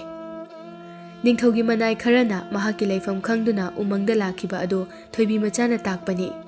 ꯃꯍꯥꯛ ꯈꯛꯇꯅꯤ ꯃꯥꯒꯤ ꯁꯛꯂꯣꯟ ꯎꯍꯧꯕ, ꯊꯣꯏꯕꯤ ꯃꯆꯥ ꯅꯠꯇꯅ ꯑꯇꯣꯞꯄ ꯂꯩꯇꯦ ꯍꯥꯏꯅ ꯄꯨꯟꯁꯤꯕꯅ ꯈꯟꯈꯤꯔꯝꯃꯤ꯫ ꯊꯣꯏꯕꯤ ꯃꯆꯥ ꯃꯥꯒꯤ ꯃꯇꯥꯔꯣꯏ ꯑꯅꯤꯒ ꯋꯥꯔꯤ ꯁꯥꯟꯅꯗꯨꯅ ꯁꯨꯝ ꯂꯥꯛꯂꯝꯃꯤ꯫ ꯃꯥꯒꯤ ꯃꯇꯥꯔꯣꯏ ꯑꯃꯗꯤ ꯃꯌꯨꯝ ꯌꯧꯔꯦ ꯍꯥꯏꯗꯨꯅ ꯂꯩꯍꯧꯈꯤ꯫ ꯃꯇꯥꯔꯣꯏ ꯑꯃꯁꯨ, ꯏꯇꯥ, ꯑꯩꯒꯤꯁꯨ ꯌꯨꯝ ꯌꯧꯔꯦ, ꯏꯇꯥ ꯅꯊꯟꯇ ꯍꯟꯈꯤꯕ ꯅꯨꯡꯉꯥꯏꯔꯔꯣꯏ, ꯑꯩ ꯏꯕꯨꯡꯗ ꯊꯤꯜꯍꯟꯒꯦ꯫ ꯌꯥꯅꯤꯗ, ꯀꯩꯁꯨ ꯇꯧꯔꯣꯏꯌꯦ ꯏꯇꯥ, ꯑꯩ ꯏꯊꯟꯇ ꯑꯗꯨꯝ ꯍꯟꯈ꯭ꯔꯒꯦ꯫ ꯊꯣꯏꯕꯤ ꯃꯆꯥꯅ ꯆꯠꯀꯗꯧꯔꯤꯕ ꯑꯗꯨ ꯆꯤꯡꯌꯥ ꯑꯃ ꯐꯥꯎꯒꯗꯧꯔꯤꯕꯅꯤ꯫ ꯃꯇꯥꯔꯣꯏ ꯑꯗꯨꯅ, ꯐꯔꯦ ꯐꯔꯦ ꯑꯗꯨꯗꯤ ꯏꯇꯥ, ꯆꯦꯛꯁꯤꯟꯅ ꯆꯠꯂꯨꯀꯣ, ꯑꯩ ꯂꯩꯍꯧꯔꯒꯦ꯫ ꯐꯅꯤ ꯏꯇꯥ꯫ ꯑꯁꯤ ꯍꯥꯏꯅꯗꯨꯅ ꯃꯇꯥꯔꯣꯏ ꯑꯗꯨꯒ ꯃꯐꯝ ꯑꯗꯨꯗ ꯀꯥꯏꯅꯗꯨꯅ ꯊꯣꯏꯕꯤ ꯃꯆꯥ ꯃꯊꯟꯇ ꯂꯥꯛꯂꯝꯃꯤ꯫ ꯊꯣꯏꯕꯤ ꯃꯆꯥ ꯀꯔꯤꯁꯨ ꯆꯤꯡꯅꯕ ꯂꯩꯇꯅ ꯆꯠꯂꯝꯃꯤ꯫ ꯆꯤꯡꯌꯥ ꯑꯗꯨꯒꯤ ꯂꯝꯕꯤ ꯑꯗꯨꯁꯨ ꯌꯧꯔꯛꯂꯝꯃꯤ꯫ ꯆꯤꯡꯌꯥ ꯑꯗꯨꯒꯤ ꯃꯇꯥꯏꯒꯤ ꯎ ꯄꯥꯝꯕꯤꯁꯤꯡꯒꯤ ꯃꯔꯛꯇꯒꯤ ꯄꯨꯟꯁꯤꯕ ꯃꯥꯒꯤ ꯇꯝꯕ ꯄꯥꯈꯪ ꯑꯗꯨꯒꯤ ꯁꯛꯂꯣꯟꯗ ꯊꯣꯏꯕꯤ ꯃꯆꯥꯒꯤ ꯃꯥꯡꯗ ꯇꯞꯅ ꯊꯣꯔꯛꯇꯨꯅ ꯂꯦꯞꯂꯛꯂꯝꯃꯤ꯫ ꯊꯣꯏꯕꯤ ꯃꯆꯥ ꯆꯠꯂꯝꯕꯗꯒꯤ ꯏꯈꯪ ꯈꯪꯗꯨꯅ ꯆꯠꯄ ꯈꯪꯂꯦꯞ ꯂꯦꯞꯄꯤ꯫ ꯄꯨꯟꯁꯤꯕ ꯊꯣꯏꯕꯤ ꯃꯆꯥꯗ ꯑꯁꯥꯎꯕ ꯑꯃꯒ ꯂꯣꯏꯅꯅ ꯃꯨꯟꯅ ꯌꯦꯡꯗꯨꯅ ꯂꯦꯞꯂꯝꯃꯤ꯫ ꯊꯣꯏꯕꯤ ꯃꯆꯥꯗꯤ ꯏꯀꯥꯏ ꯅꯨꯡꯁꯤ ꯌꯥꯅꯗꯨꯅ ꯄꯨꯟꯁꯤꯕꯗ ꯍꯥꯏꯐꯦꯠ ꯑꯃꯨꯛ ꯌꯦꯡ ꯂꯨꯛꯊꯗꯨꯅ ꯂꯩꯔꯝꯃꯤ꯫ ꯄꯨꯟꯁꯤꯕ ꯊꯣꯏꯕꯤ ꯃꯆꯥꯗ ꯃꯨꯟꯅ ꯌꯦꯡꯂꯒ ꯆꯪꯁꯤꯜꯂꯝꯃꯤ꯫ ꯊꯣꯏꯕꯤ ꯃꯆꯥ ꯄꯥꯈꯠꯄꯁꯨ ꯐꯥꯎꯔꯝꯃꯤ꯫ ꯄꯨꯟꯁꯤꯕ ꯊꯣꯏꯕꯤ ꯃꯆꯥꯕꯨ ꯐꯥꯔꯒ ꯋꯥ ꯍꯪꯒꯦ ꯈꯜꯂꯝꯕꯅꯤ, ꯑꯗꯨꯕꯨ ꯅꯨꯄꯤꯆꯥ ꯑꯣꯏꯕꯤꯁꯤꯡꯗ ꯀꯤꯍꯟ ꯈꯪꯍꯟꯕ ꯐꯠꯇꯦ ꯍꯥꯏꯗꯨꯅ ꯄꯨꯟꯁꯤꯕꯅ ꯈꯪꯕꯅ ꯇꯞꯊꯔꯝꯃꯤ꯫ ꯄꯨꯟꯁꯤꯕ ꯇꯞꯅ ꯍꯥꯏꯔꯛꯂꯝꯃꯤ꯫ ꯑꯍꯤꯡ ꯑꯊꯦꯡꯕꯗ ꯅꯤꯡꯊꯧꯒꯤ ꯃꯅꯥꯏꯁꯤꯡꯅ ꯑꯩ ꯂꯩꯐꯝ ꯈꯪꯗꯨꯅ ꯂꯥꯛꯄ, ꯑꯩꯕꯨ ꯎꯈꯤꯕꯗꯤ ꯅꯍꯥꯛ ꯅꯠꯇꯅ ꯂꯩꯇꯦ꯫ ꯑꯩꯅ ꯀꯟꯕꯤꯈꯤꯕ ꯅꯨꯄꯥ ꯑꯅꯤꯗꯨꯅꯗꯤ ꯑꯩꯒꯤ ꯃꯔꯝꯗ ꯅꯤꯡꯊꯧꯗ ꯋꯥ ꯍꯥꯏꯔꯣꯏ꯫ ꯁꯦꯡꯅ ꯈꯨꯝꯃꯨ, ꯅꯍꯥꯛꯅ ꯅꯤꯡꯊꯧꯗ ꯀꯔꯤ ꯍꯥꯏꯅ ꯇꯝꯃꯤ? ꯊꯣꯏꯕꯤ ꯃꯆꯥ ꯏꯀꯥꯏ ꯅꯨꯡꯁꯤꯁꯨ ꯌꯥꯅꯕ ꯑꯃꯗꯤ ꯄꯥꯈꯠꯄꯅ ꯋꯥ ꯉꯥꯡꯕ ꯉꯝꯂꯝꯗꯦ꯫ ꯑꯩꯍꯥꯛꯇꯤ ꯄꯨꯟꯁꯤꯕ ꯊꯣꯏꯕꯤ ꯃꯆꯥꯗ ꯃꯨꯟꯅ ꯌꯦꯡꯂꯝꯃꯤ꯫ ꯊꯣꯏꯕꯤ ꯃꯆꯥ ꯈꯣꯟꯖꯦꯜ ꯅꯤꯛꯂꯒ ꯂꯨꯛꯊꯗꯨꯅ ꯍꯥꯏꯔꯛꯂꯝꯃꯤ꯫ ꯑꯩꯕꯨ ꯊꯥꯖꯕꯤꯌꯨ, ꯑꯩꯍꯥꯛ ꯅꯤꯡꯊꯧꯗꯗꯤ ꯂꯥꯏꯔꯗꯅ ꯃꯤꯑꯣꯏ ꯑꯃꯠꯇꯗ ꯅꯍꯥꯛꯄꯨ ꯎꯖꯈꯤꯕ ꯑꯗꯣ ꯇꯝꯖꯈꯤꯕ ꯂꯩꯇꯦ꯫ ꯆꯤꯡꯎ ꯃꯥꯅ ꯈꯪꯕꯤꯁꯅꯨ, ꯑꯩꯒꯨꯝꯕꯤ ꯀꯩꯁꯨ ꯂꯩꯇꯕꯤ ꯑꯃꯅ ꯅꯍꯥꯛꯀꯤ ꯋꯥꯔꯤ ꯁꯥꯕ ꯏꯇꯤꯛꯁꯨ ꯅꯠꯆꯗꯦ꯫ ꯄꯨꯟꯁꯤꯕ ꯊꯣꯏꯕꯤ ꯃꯆꯥꯒꯤ ꯋꯥꯐꯝ ꯑꯗꯨ ꯑꯃꯛꯄ ꯌꯥꯎꯗ꯭ꯔꯕ ꯁꯦꯡꯂꯕ ꯋꯥꯐꯝꯅꯤ ꯍꯥꯏꯕ ꯈꯪꯂꯝꯃꯤ꯫ ꯊꯣꯏꯕꯤ ꯃꯆꯥ ꯃꯈꯣꯜꯗꯤ ꯊꯣꯛꯇ ꯃꯊꯃꯣꯏꯗ ꯍꯥꯏꯖꯔꯝꯃꯤ꯫ ꯅꯍꯥꯛꯄꯨ ꯎꯖꯔꯨꯕ ꯃꯤꯀꯨꯞ ꯑꯗꯨꯗ ꯂꯩꯅꯥꯒꯨꯝ ꯊꯣꯠꯂꯕꯤ ꯅꯧꯔꯤꯕꯤ ꯑꯩꯒꯤ ꯊꯃꯣꯏꯁꯦ ꯂꯩꯌꯣꯜꯅꯨꯡꯗ ꯅꯍꯥꯛꯄꯨ ꯀꯅꯥ ꯈꯪꯍꯟꯗꯅ ꯂꯥꯠꯆꯈ꯭ꯔꯕꯅꯤ꯫ ꯑꯁꯨꯛ ꯂꯨꯅ ꯊꯝꯖꯕ ꯅꯍꯥꯛꯄꯨ ꯀꯝꯗꯧꯅ ꯃꯤꯑꯣꯏ ꯑꯃꯗ ꯇꯝꯊꯣꯛꯀꯅꯤ? ꯅꯨꯃꯤꯠ ꯑꯗꯨꯗꯒꯤ ꯅꯍꯥꯛꯄꯨ ꯎꯅꯤꯡꯗꯨꯅꯇ ꯂꯥꯛꯆꯔꯛꯄꯅꯤ꯫ ꯉꯁꯤ ꯅꯈꯣꯡꯅ ꯊꯣꯡꯅ ꯏꯃꯥꯡꯗ ꯂꯦꯞꯂꯔꯦ꯫ ꯏꯀꯥꯏ ꯊꯤꯒꯜꯂꯕꯤ ꯅꯨꯖꯥ ꯑꯣꯏꯕꯤꯅꯤ꯫ ꯋꯥꯍꯩ ꯑꯃꯠꯇꯁꯨ ꯍꯥꯏꯖꯕ ꯉꯝꯖꯗꯦ꯫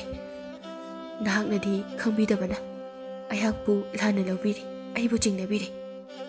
ꯊꯣꯏꯕꯤ ꯃꯆꯥꯅ ꯃꯈꯣꯜꯗꯤ ꯊꯣꯛꯇꯅ ꯃꯕꯨꯛꯅꯤꯡꯗ ꯍꯥꯏꯖꯔꯤꯕ ꯑꯗꯨ ꯄꯨꯟꯁꯤꯕꯗꯤ ꯈꯣꯌꯨꯝ ꯑꯣꯏꯕꯅ ꯇꯥꯔꯝꯃꯤ꯫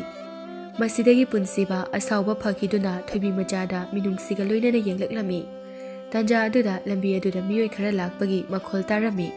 ꯊꯣꯏꯕꯤ ꯃꯆꯥ ꯃꯤꯑꯣꯏ ꯈꯔ ꯂꯥꯛꯄ ꯑꯗꯨꯗ ꯇꯨꯡꯂꯣꯝꯗ ꯌꯦꯡꯊꯣꯔꯛꯂꯝꯃꯤ꯫ ꯅꯨꯄꯥ ꯈꯔꯒ ꯅꯨꯄꯤ ꯈꯔꯒ ꯂꯧꯕꯨꯛꯇꯒꯤ ꯍꯜꯂꯛꯇꯨꯅ ꯂꯝꯕꯤ ꯑꯗꯨꯗ ꯂꯥꯛꯂꯝꯃꯤ꯫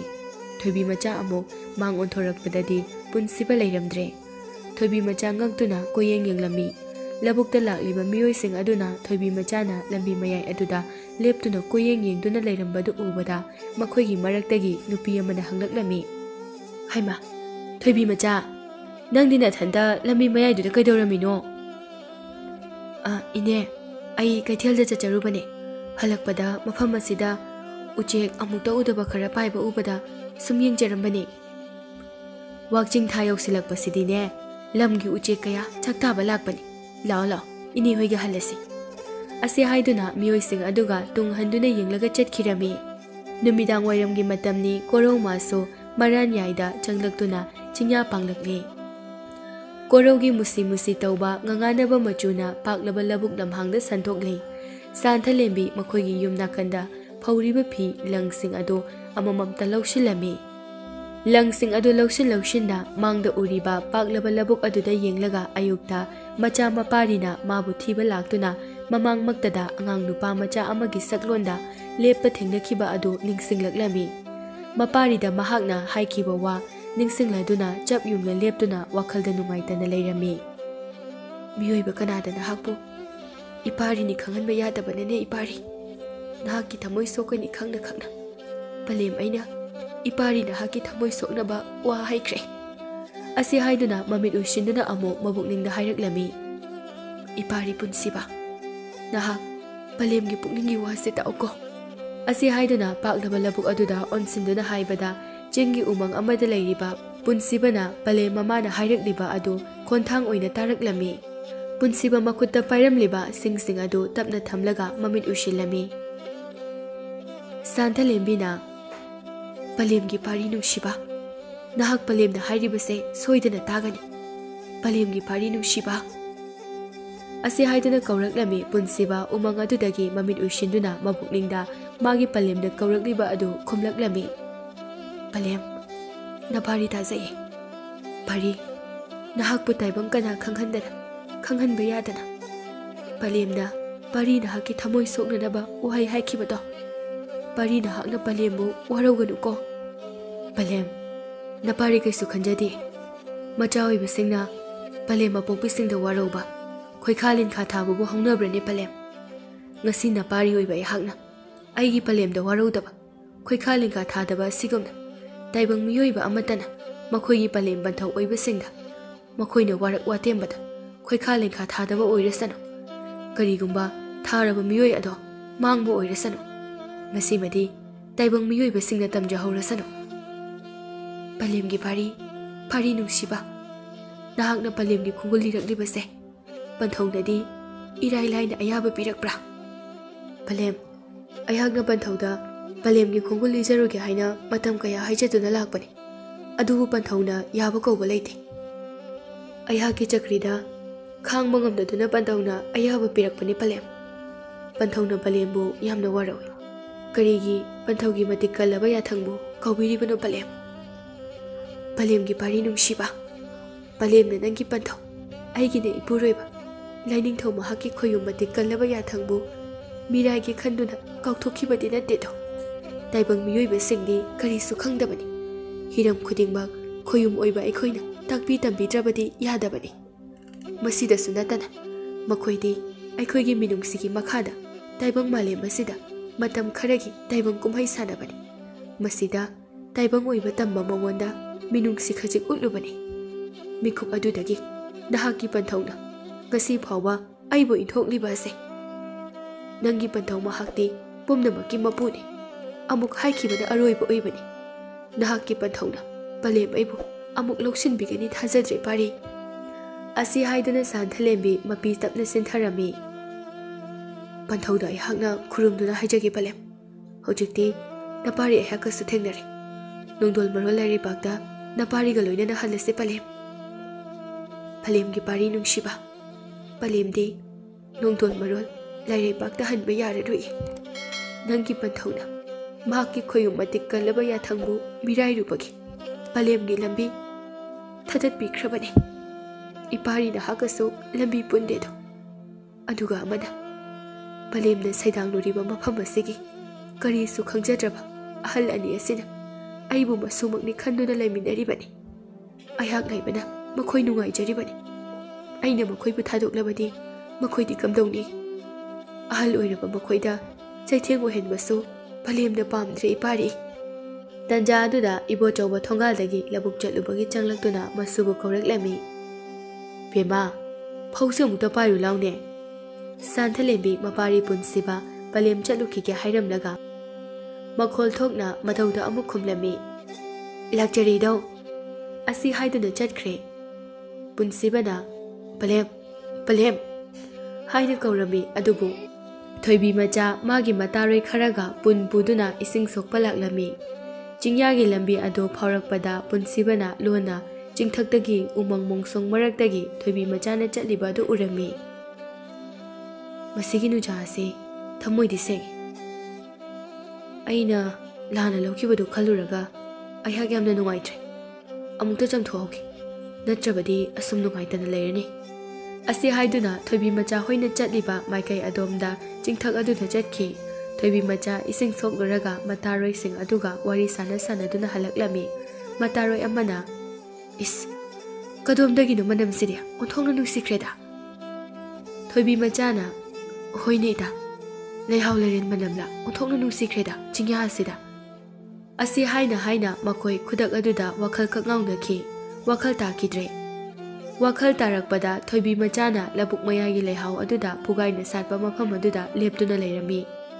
Thoibi macha koilai leiduna yenglaga haireklami.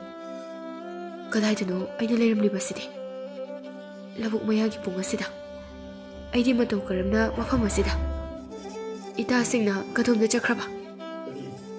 Asi haiduna yenglakpada lehauna pugaina satliba adu uraklami. Lehau asidi onthokna phasana pugaina satlida. Lehau leren manam namlakliba adu masidagi oibatai. Asi haiduna changsinduna lehau pambi adu hek soke tawbaga khonjel amana amutangai biko. Thoibi macha laithoktuna yenglakpada punsiba leptuna leirami. Punsiba ubada thoibi macha ingangakna ikai nungsi yanaduna tawfam khanglamde. Punsibana ayhak nahakpu amutang thingnajaningduna leiramlibani. Ayhakpu kari maramgi oirabano. Asi haiduna tapna khumlaklami punsibana. Ayhakna khangawdabadagi nahakpu chingnaduna lana khalure.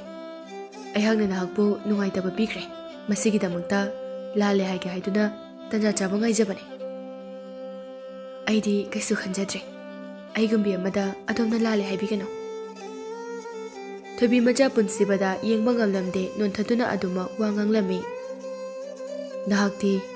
lemjaningai oiraba chanurani. Ayhakna nahakpu ikai khumnajai. Adudi nahakso mahangda uriba lambi asida hanbikro. Ayhaksu chachakhragi. Asi haiduna punsiba chatke tawi thoibi machana amuktangai bikho. Punsiba thangi tawramba khongthang ado leblaga thoibi machada yenglaklami. Thoibi macha makholde thoktana mabukningda haijarami. Aibu kamdawna mafamda pongtokani. Henu jawaibi tholilakona hakse. Punsibade thoibi machana mabukningda haijariba adu tarami. Nahaksho lambi asomda hankro. Ayhak sintha khara leijahori chalukhige. Asi haiduna lauri aduda chatki. Punsibana khara lapthokibada nukshit akanba mit phawba pangma ngamdana silaklami. Thoibi macha mamit phawba phajana pangma ngamlamde nukshit adu hek phangbada punsiba leiramdre. Thoibi macha ingangakna yenglai. Nukshit adu hek phakhibaga punsiba leiramdre. Thoibi macha ingangakna yenglaga kadomna chakre mahakte. Mahakki minglen phawba hek khanghaudeda. Asi haiduna taxi sonduna leihawi. पुनसिबा चिंथकी उमंगदा यौरक्तुना उजाव Singh हौबा मफम अमदा चंगलक्लमी तंजा अदुदा खोंजेल अमना पुनसिबादा वा हायरक्लमी पुनसिबा खोंजेल अदुगी माइकैदा यंगलमी खोंजेल अदु मागी पंथौ लाइनिंगथौनी पंथौगी पारी नहाकना ताइबंग नुजाओइबी अदुगी मफमदा फावरक्लिबा अदु यादेको पंथौगी पारी नहाकसु नंगी पलेमगुमना खोयुम अखोइगी लिचत कायरक्लबदी नोंदोल मरो लाइरेपाक असिदा पंथौगी नाकता अमुक हलक्पा यारोय हाइबा नहाकना काउरब्रा पुनसिबा खोंजेल अदुगी माइकैदा ओनसिनदुना खुरुमलगा हायरक्लमी नपारीना पंथौगी याथंग कौजदे अयहाकना ताइबंग नुजाओइबी महाकपु लाना खल्लुबगी अदुक चमथोकजरुबने मागी मफमदा महाकना करी फाउरिबा अयहा खंगजै अदुबो अयहाक पंथौगी याथंग हेक्तोकजरोय अदुबो पंथौगी असाउबा फाथबिदुना पलेमबो नपारी अयहाक लोइनना नोंदोल मरोल लाइरेपाइता अमु हलक्पा याहनबियु पंथौगी पारी पुनसिबा वाफम अदुदी अमु पंथौदा हायरगनु नंगी पलेमगी लंबी मतम पुंबगी ओइना कखरबनी खोयुम लिचत काइबी महाकी मफम असिदा लैत्रे पंथौगी पारी पंथौ पलेमु नुसिबियु आइगी पलेमदी ताइबंग ओइबा तंबा अदुदा खोयुम ओइबगी मिनुसी अदु उचरुबनी ताइबंग ओइबा तंबा अदुगा लिपुन सेमदुना लेमिनखिबसु नते पंथौ असाउबदु फाथबियु नपारी ओइबा इबु अपोकपी पलेमगा काइनाहनबिगनो पंथौगी पारी नुसिबा अयहाकना नंगबु नंगी पलेमगा काइनाहनबा नते नंगी पलेमना खोयुम लिचत थुगाइदुना इपारी नंगोंदगी लापथोखिबनी ताइबंग मियोइबसिंगदगी खोयुम ओइबा अखोइना हेना लुबा लिचत कांगलुन कया अमा लई पारी नुसिबा नहाक पंथौगी नाकता हलक्लो मफम अदुदा पंथरगनो असी हाइदुना खोंजेल अदु इंग्लबा नुसित अमा ओइना मांखिरमी पंथौ फरे आइगी पलेमबु पुदनदि आई हलक्खररोय लेपाक अदुगी निंगथौगी मनाइसिंगना पुनसिबा मफम कयादा थिरमी हाइजदुना निंगथौगी मनाकता पुननबा अदुबु पुनसिबना थीबा फंगहलमदे अहिंग अमा काउजेंग हारोगी खोंजेलना निलमी चिंथकी उमंग अदुदा असिबगी लाइनिंगथौगी मपारी लाइमु अदु चलमी महाकना तामना तारिबा खुलसिंग अदु उरमी लाइमु अदु नोकलगा हाइरमी मांगद उरिबा खुनसिंग असिदा चलगा मपांगल सोनबा ताइबंग मियोइबसिंग असे अकी अखंग पिरुगे याइबी पुबा याबसु येंगलुरगे असी हाइदुना लाइमु अदु हेक चटके तौबगा पुनसिबा लाइमुगी मांगद थोरक्तुना लाइमुगी लंबी थलमी लाइमु नहाक मफम असे थादोक्तुना नहाकी लेफम असी लेबाकता हंजखो आइना ताइबंग मालेमबसिदा लैरिङै असिददि नहाकना ताइबंग मियोइबसिंगदा अकी अखंग पिबा यारोय पुनसिबा आइगी लंबी थादो ताइबंग मियोइबदि एखोइगी मखादा लैबा एखोइना पांथोकनिंगबदा पांथोकपा याबा असोनबा ताइबंग मियोइबनि आइना लाक्लबदि मखोइबु अकी अखंग पिदबा यादे याइबी पुदबा यादे आइगी लंबी थादो आइना लैरिङैददि मदुदि ओइथोलरोय फरे लाइमु अदु ओइरबदि अखोइ अनि हक्थेंगनबा लंबा तौनसे मसिदा नंगना ngamle नहाकी अपाम पांखोकचौ आइना ngamle आइना गाग्लिबा मफम असिदगी नहाकना मिकुप अमता पंथदना हनखिगदबने फरे पुनसिबा नहाकना हाइबा यारगे नपांगल कयाम कनबा हाइबदो येंगलगे मफम अदो नुसित अकनबा सिलकलमी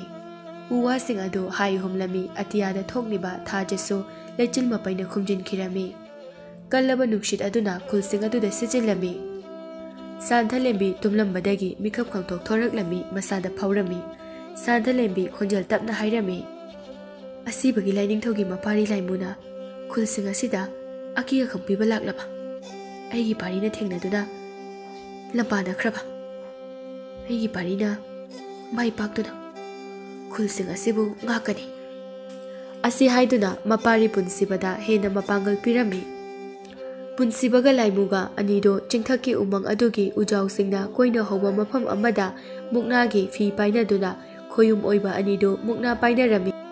अमदा हेंजिनबा ngamnaramde उजाउगी कल्लबा मराना लाइमाइदा फुंबगुमना मखोइ अनिगी मखोंगसिंग अदु लाइमाइदा चेना नेतुना लैनरमी अमना लौ चंगे तौबा अमना ngaknami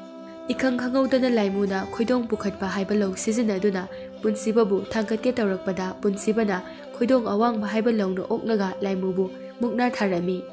ꯄꯨꯟꯁꯤꯕꯅ ꯂꯥꯏꯃꯨꯕꯨ ꯍꯨꯒꯠꯂꯝꯃꯤ꯫ ꯂꯥꯏꯃꯨ, ꯅꯍꯥꯛꯀꯤ ꯅꯄꯥꯡꯒꯜ ꯑꯩ ꯈꯪꯂꯦ꯫ ꯄꯨꯟꯁꯤꯕ, ꯅꯍꯥꯛꯅ ꯉꯥꯛꯂꯤꯕ ꯃꯐꯝ ꯑꯁꯤꯗ ꯑꯩ ꯑꯃꯨꯛ ꯍꯟꯅ ꯂꯥꯛꯈ꯭ꯔꯔꯣꯏ꯫ ꯑꯁꯤ ꯍꯥꯏꯗꯨꯅ ꯂꯥꯏꯃꯨ ꯃꯐꯝ ꯑꯗꯨꯗꯒꯤ ꯃꯥꯡꯈꯤ꯫ ꯄꯨꯟꯁꯤꯕ ꯃꯍꯥꯛꯀꯤ ꯄꯂꯦꯝꯒ ꯎꯅꯅꯤꯡꯕꯅ ꯌꯥꯝꯅ ꯂꯥꯡꯇꯛꯅꯔꯝꯃꯤ꯫ ꯅꯨꯃꯤꯠ ꯀꯌꯥꯅꯤ ꯍꯧꯈꯤ ꯑꯗꯨꯕꯨ ꯃꯥꯒꯤ ꯄꯂꯦꯝꯒ ꯎꯅꯕꯗꯤ ꯅꯣꯡꯃꯇ ꯐꯪꯂꯝꯗꯦ꯫ ꯄꯨꯟꯁꯤꯕ ꯌꯥꯝꯅ ꯋꯥꯔꯝꯃꯤ꯫ ꯅꯥꯀꯜ ꯑꯃꯗ ꯊꯣꯏꯕꯤ ꯃꯆꯥ ꯄꯨꯟꯁꯤꯕꯒꯤ ꯃꯥꯏꯀꯩ ꯌꯦꯡꯕꯗ ꯑꯋꯥꯕ ꯑꯃ ꯑꯣꯏꯔꯝꯃꯤ꯫ ꯆꯤꯡꯌꯥ ꯐꯥꯎꯗꯨꯅ ꯆꯠꯄ ꯈꯨꯗꯤꯡ, ꯂꯧꯕꯨꯛ ꯐꯥꯎꯗꯨꯅ ꯆꯠꯄ ꯈꯨꯗꯤꯡ ꯄꯨꯟꯁꯤꯕ ꯂꯩꯕ꯭ꯔꯥ ꯍꯥꯏꯗꯨꯅ ꯌꯦꯡꯕ ꯂꯦꯞꯂꯝꯗꯦ꯫ ꯑꯗꯨꯕꯨ ꯅꯣꯡꯃꯇ ꯎꯕ ꯐꯪꯂꯝꯗꯦ꯫ ꯊꯣꯏꯕꯤ ꯃꯆꯥ ꯃꯊꯟꯇ ꯈꯟꯖꯔꯝꯃꯤ, ꯃꯍꯥꯛ ꯑꯁꯤꯕꯨ ꯀꯅꯥꯅꯣ? ꯃꯑꯣꯡ ꯃꯇꯧꯗꯁꯨ ꯑꯆꯝꯕ ꯃꯤꯑꯣꯏ ꯑꯃꯒ ꯃꯥꯟꯅꯗꯦ꯫ ꯆꯤꯡꯎ ꯃꯥꯅ ꯁꯛꯂꯣꯟ ꯑꯣꯏꯗꯨꯅ ꯂꯥꯛꯂꯤꯕ꯭ꯔꯥ? ꯇꯣꯜꯂꯕꯤ ꯅꯨꯖꯥ ꯑꯩꯕꯨ ꯁꯨꯝꯍꯠꯂꯝꯂꯒ ꯅꯣꯡꯃꯇꯁꯨ ꯎꯖꯒꯦ ꯐꯪꯂꯛꯇꯕ꯫ ꯑꯃꯨꯛꯇ ꯏꯃꯥꯡ ꯑꯁꯤꯗ ꯂꯦꯞꯄꯤꯔꯛꯂꯣ꯫ ꯊꯣꯏꯕꯤ ꯃꯆꯥ ꯋꯥꯅ ꯈꯥꯡꯖꯗꯨꯅ ꯈꯟꯖꯔꯝꯃꯤ꯫ ꯄꯨꯟꯁꯤꯕ ꯑꯉꯥꯡ ꯅꯨꯄꯥ ꯃꯆꯥꯒꯤ ꯁꯛꯂꯣꯟꯗ ꯄꯂꯦꯝ ꯃꯃꯥꯒꯤ ꯌꯨꯝ ꯃꯅꯥꯛꯇ ꯇꯣꯏꯅ ꯂꯥꯛꯂꯝꯃꯤ꯫ ꯃꯥꯒꯤ ꯄꯂꯦꯝꯕꯨ ꯌꯦꯡꯂꯝꯃꯤ꯫ ꯇꯣꯏꯅ ꯁꯨꯝ ꯂꯥꯛꯄꯗ ꯐꯤ ꯁꯥꯕꯤ ꯃꯌꯥꯝꯅ ꯀꯅꯥꯒꯤ ꯑꯉꯥꯡꯅꯣ, ꯀꯅꯥ ꯊꯤꯔꯤꯕꯖꯥꯠꯅꯣ ꯍꯥꯏꯗꯨꯅ ꯍꯥꯏꯅꯔꯝꯃꯤ꯫ ꯑꯗꯨꯕꯨ ꯁꯥꯟꯊꯂꯩꯃꯕꯤꯗꯤ ꯈꯪꯂꯤꯕꯅꯤ ꯃꯍꯥꯛꯀꯤ ꯃꯄꯥꯔꯤꯅ ꯃꯍꯥꯛꯀ ꯎꯅꯕ ꯄꯥꯝꯃꯤ, ꯃꯍꯥꯛꯀ ꯂꯣꯏꯅꯅ ꯅꯣꯡꯗꯣꯜ ꯃꯔꯣꯜ ꯂꯥꯏꯔꯩꯄꯥꯛꯇ ꯆꯠꯄ ꯄꯥꯝꯃꯤ ꯍꯥꯏꯕ ꯈꯪꯂꯝꯃꯤ꯫ ꯑꯍꯤꯡ ꯑꯃ ꯃꯤꯆꯤꯛ ꯃꯤꯔꯥꯎꯈꯣꯜ ꯇꯥꯗ꯭ꯔꯕ ꯃꯇꯝꯗ ꯆꯤꯡꯊꯛꯀꯤ ꯎꯃꯪꯗ ꯎꯖꯥꯎꯁꯤꯡ ꯀꯣꯏꯅ ꯍꯧꯕ ꯃꯐꯝ ꯑꯗꯨꯗ ꯁꯥꯟꯊꯂꯩꯃꯕꯤ ꯃꯄꯥꯔꯤ ꯄꯨꯟꯁꯤꯕꯒ ꯎꯅꯔꯝꯃꯤ꯫ ꯄꯨꯟꯁꯤꯕ ꯃꯥꯒꯤ ꯄꯂꯦꯝꯕꯨ ꯈꯨꯔꯨ ꯂꯩꯇꯥꯅ ꯈꯨꯔꯨꯝꯖꯔꯝꯃꯤ꯫ ꯁꯥꯟꯊꯂꯩꯃꯕꯤꯅ ꯃꯄꯥꯔꯤꯕꯨ ꯍꯧꯒꯠꯂꯒ ꯅꯨꯡꯁꯤꯅ ꯑꯃꯗꯤ ꯅꯨꯡꯉꯥꯏꯇꯅ ꯍꯥꯏꯔꯛꯂꯝꯃꯤ, ꯍꯧꯒꯠꯂꯣ ꯄꯂꯦꯝꯒꯤ ꯅꯨꯡꯁꯤꯕ, ꯅꯍꯥꯛꯅ ꯄꯥꯝꯂꯤꯕ, ꯅꯍꯥꯛꯅ ꯈꯜꯂꯤꯕ ꯄꯂꯦꯝ ꯄꯨꯝꯅꯃꯛ ꯈꯪꯏ꯫ ꯑꯗꯨꯕꯨ ꯑꯣꯏꯊꯣꯛꯂꯔꯣꯏ ꯅꯠꯇ꯭ꯔꯥ ꯄꯂꯦꯝ? ꯄꯂꯦꯝꯕꯨ ꯀꯔꯤ ꯍꯥꯏꯌꯨ ꯍꯥꯏꯕꯅꯣ ꯄꯥꯔꯤ? ꯑꯩ ꯈꯪꯖꯔꯦ ꯄꯂꯦꯝ꯫ ꯄꯟꯊꯧꯁꯨ ꯃꯄꯥꯔꯤ ꯑꯩꯒꯤ ꯋꯥ ꯇꯥꯕꯤꯗ꯭ꯔꯦ꯫ ꯑꯄꯣꯛꯄ ꯑꯄꯣꯛꯄꯤ ꯑꯃꯗꯤ ꯃꯆꯥ ꯑꯣꯏꯕꯒꯤ ꯃꯤꯅꯨꯡꯁꯤ ꯂꯤꯄꯨꯟꯕꯨꯗꯤ ꯂꯤꯆꯠ ꯀꯥꯡꯂꯣꯟ ꯉꯥꯛꯄꯅ ꯍꯦꯟꯅ ꯂꯣꯏ ꯈꯟꯈ꯭ꯔꯦ꯫ ꯑꯩꯅ ꯍꯥꯏꯖꯕ ꯇꯥꯕꯤꯈꯤꯗ꯭ꯔꯦ꯫ ꯄꯂꯦꯝꯁꯨ ꯇꯥꯏꯕꯪ ꯃꯤꯅꯨꯡꯁꯤꯅ ꯂꯨꯈꯤꯗꯨꯅ ꯃꯆꯥ ꯑꯩꯕꯨ ꯀꯥꯎꯊꯣꯛꯂꯨꯕꯅꯤ꯫ ꯄꯂꯦꯝꯒꯤ ꯄꯥꯔꯤ꯫ ꯑꯁꯤ ꯍꯥꯏꯗꯨꯅ ꯀꯞꯂꯝꯃꯤ꯫ ꯄꯨꯟꯁꯤꯕ ꯃꯊꯃꯣꯏ ꯁꯣꯛꯅ ꯃꯈꯥ ꯇꯥꯔꯛꯂꯝꯃꯤ, ꯐꯔꯦ ꯄꯂꯦꯝ, ꯑꯩꯗꯤ ꯄꯂꯦꯝꯕꯨ ꯄꯨꯗ꯭ꯔꯕꯗꯤ ꯅꯣꯡꯗꯣꯜ ꯃꯔꯣꯜ ꯂꯥꯏꯔꯩꯄꯥꯛꯇ ꯍꯜꯂꯔꯣꯏ ꯍꯥꯏꯗꯨꯅ ꯂꯦꯞꯆꯈ꯭ꯔꯦ꯫ ꯄꯂꯦꯝꯁꯨ ꯇꯥꯏꯕꯪ ꯃꯥꯂꯦꯝ ꯑꯁꯤꯗꯒꯤ ꯍꯟꯕ ꯑꯣꯏꯊꯣꯛꯇ꯭ꯔꯦ꯫ ꯄꯟꯊꯧꯅꯁꯨ ꯄꯂꯦꯝꯕꯨ ꯂꯧꯁꯤꯟꯕꯤꯌꯨ, ꯃꯆꯥ ꯑꯣꯏꯕ ꯑꯩꯒ ꯀꯥꯏꯅꯍꯟꯕꯤꯒꯅꯨ ꯍꯥꯏꯖꯕꯗ ꯊꯥꯕꯤꯗ꯭ꯔꯕꯅꯤꯅ ꯄꯂꯦꯝ, ꯑꯩꯍꯥꯛꯁꯨ ꯇꯥꯏꯕꯪ ꯃꯥꯂꯦꯝ ꯑꯁꯤꯗ ꯄꯂꯦꯝꯒꯤ ꯅꯥꯛꯇ ꯂꯩꯕꯅꯤ ꯈꯟꯖꯗꯨꯅ ꯃꯐꯝ ꯑꯁꯤꯗ ꯉꯁꯤꯗꯒꯤ ꯂꯦꯟꯗꯨꯅ ꯂꯩꯖꯔꯒꯦ꯫ ꯑꯁꯤ ꯍꯥꯏꯗꯨꯅ ꯁꯥꯟꯊꯂꯩꯃꯕꯤꯅ ꯈꯥꯝꯕ ꯅꯪꯍꯧꯗꯅ ꯄꯨꯟꯁꯤꯕ ꯃꯐꯝ ꯑꯗꯨꯃꯛꯇꯗ ꯅꯨꯡ ꯑꯣꯟꯈꯤꯔꯝꯃꯤ꯫ ꯁꯥꯟꯊꯂꯩꯃꯕꯤ ꯌꯥꯝꯅ ꯀꯞꯂꯝꯃꯤ꯫ ꯆꯤꯡꯁꯥꯡ ꯑꯗꯨ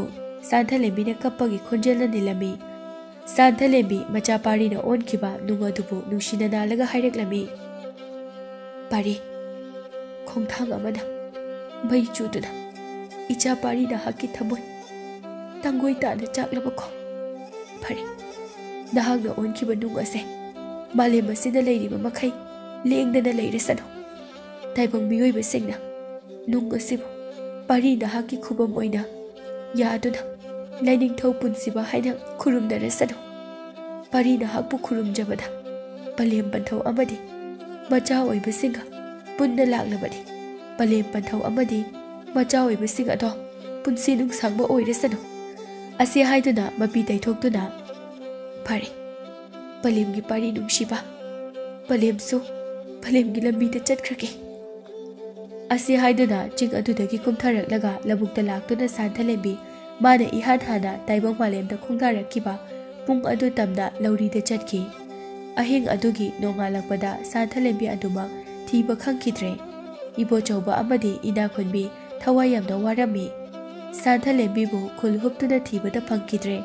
ꯑꯍꯤꯡ ꯑꯗꯨꯁꯨ ꯈꯨꯟꯒꯤ ꯃꯤꯌꯥꯝ ꯄꯨꯝꯕꯅ ꯅꯨꯄꯤ ꯑꯃꯅ ꯀꯞꯄꯒꯤ ꯈꯣꯟꯖꯦꯜ ꯂꯥꯞꯅ ꯇꯥꯏ ꯍꯥꯏꯗꯨꯅ ꯍꯥꯏꯅꯔꯝꯃꯤ꯫ ꯂꯧꯕꯨꯛ ꯃꯌꯥꯏꯒꯤ ꯄꯨꯡ ꯂꯩꯍꯥꯎ ꯄꯥꯝꯕꯤ ꯑꯃ ꯍꯧꯕ ꯑꯗꯨꯗ ꯈꯣꯡꯒꯨꯜ ꯑꯅꯤ ꯇꯥꯔꯝꯃꯤ ꯍꯥꯏꯗꯨꯅ ꯃꯌꯥꯝ ꯌꯦꯡꯅꯔꯝꯃꯤ꯫ ꯏꯕꯣꯆꯧꯕ ꯑꯃꯗꯤ ꯏꯅꯥꯈꯨꯟꯕꯤꯅ ꯈꯣꯡꯒꯨꯜ ꯑꯗꯨ ꯃꯁꯨ ꯅꯨꯄꯤꯒꯤ ꯈꯣꯡꯒꯨꯜꯅꯤ ꯍꯥꯏꯅ ꯍꯥꯏꯔꯝꯃꯤ꯫ ꯃꯁꯤꯗꯒꯤ ꯁꯥꯟꯊꯂꯩꯃꯕꯤꯒ ꯏꯕꯣꯆꯧꯕ ꯑꯃꯗꯤ ꯏꯅꯥꯈꯨꯟꯕꯤꯒ ꯊꯦꯡꯅꯈꯤꯕ ꯃꯑꯣꯡ, ꯃꯍꯥꯛꯀꯤ ꯃꯇꯧꯁꯤꯡ, ꯁꯥꯟꯊꯂꯩꯃꯕꯤ ꯑꯁꯤ ꯇꯥꯏꯕꯪ ꯃꯤꯑꯣꯏꯕ ꯃꯥꯟꯗꯦ ꯍꯥꯏꯗꯨꯅ ꯃꯍꯥꯛꯀꯤ ꯈꯣꯡꯒꯨꯜ ꯇꯥꯔꯝꯕ ꯂꯩꯍꯥꯎ ꯄꯥꯝꯕꯤ ꯍꯧꯕ ꯄꯨꯡ ꯑꯗꯨꯕꯨ ꯁꯥꯟꯊꯂꯩꯃꯕꯤꯒꯤ ꯈꯨꯕꯝ ꯑꯣꯏꯅ ꯌꯥꯈꯤ꯫ ꯑꯗꯨꯕꯨ ꯃꯐꯝ ꯑꯗꯨꯗꯒꯤ ꯏꯔꯥꯞ ꯂꯥꯞꯇꯅ ꯆꯤꯡꯊꯛꯇ ꯄꯨꯟꯁꯤꯕꯅ ꯑꯣꯟꯈꯤꯕ ꯅꯨꯡ ꯑꯗꯨꯕꯨꯅ ꯄꯨꯟꯁꯤꯕꯒꯤ ꯈꯨꯕꯝ ꯑꯣꯏꯅ ꯌꯥꯈꯤ꯫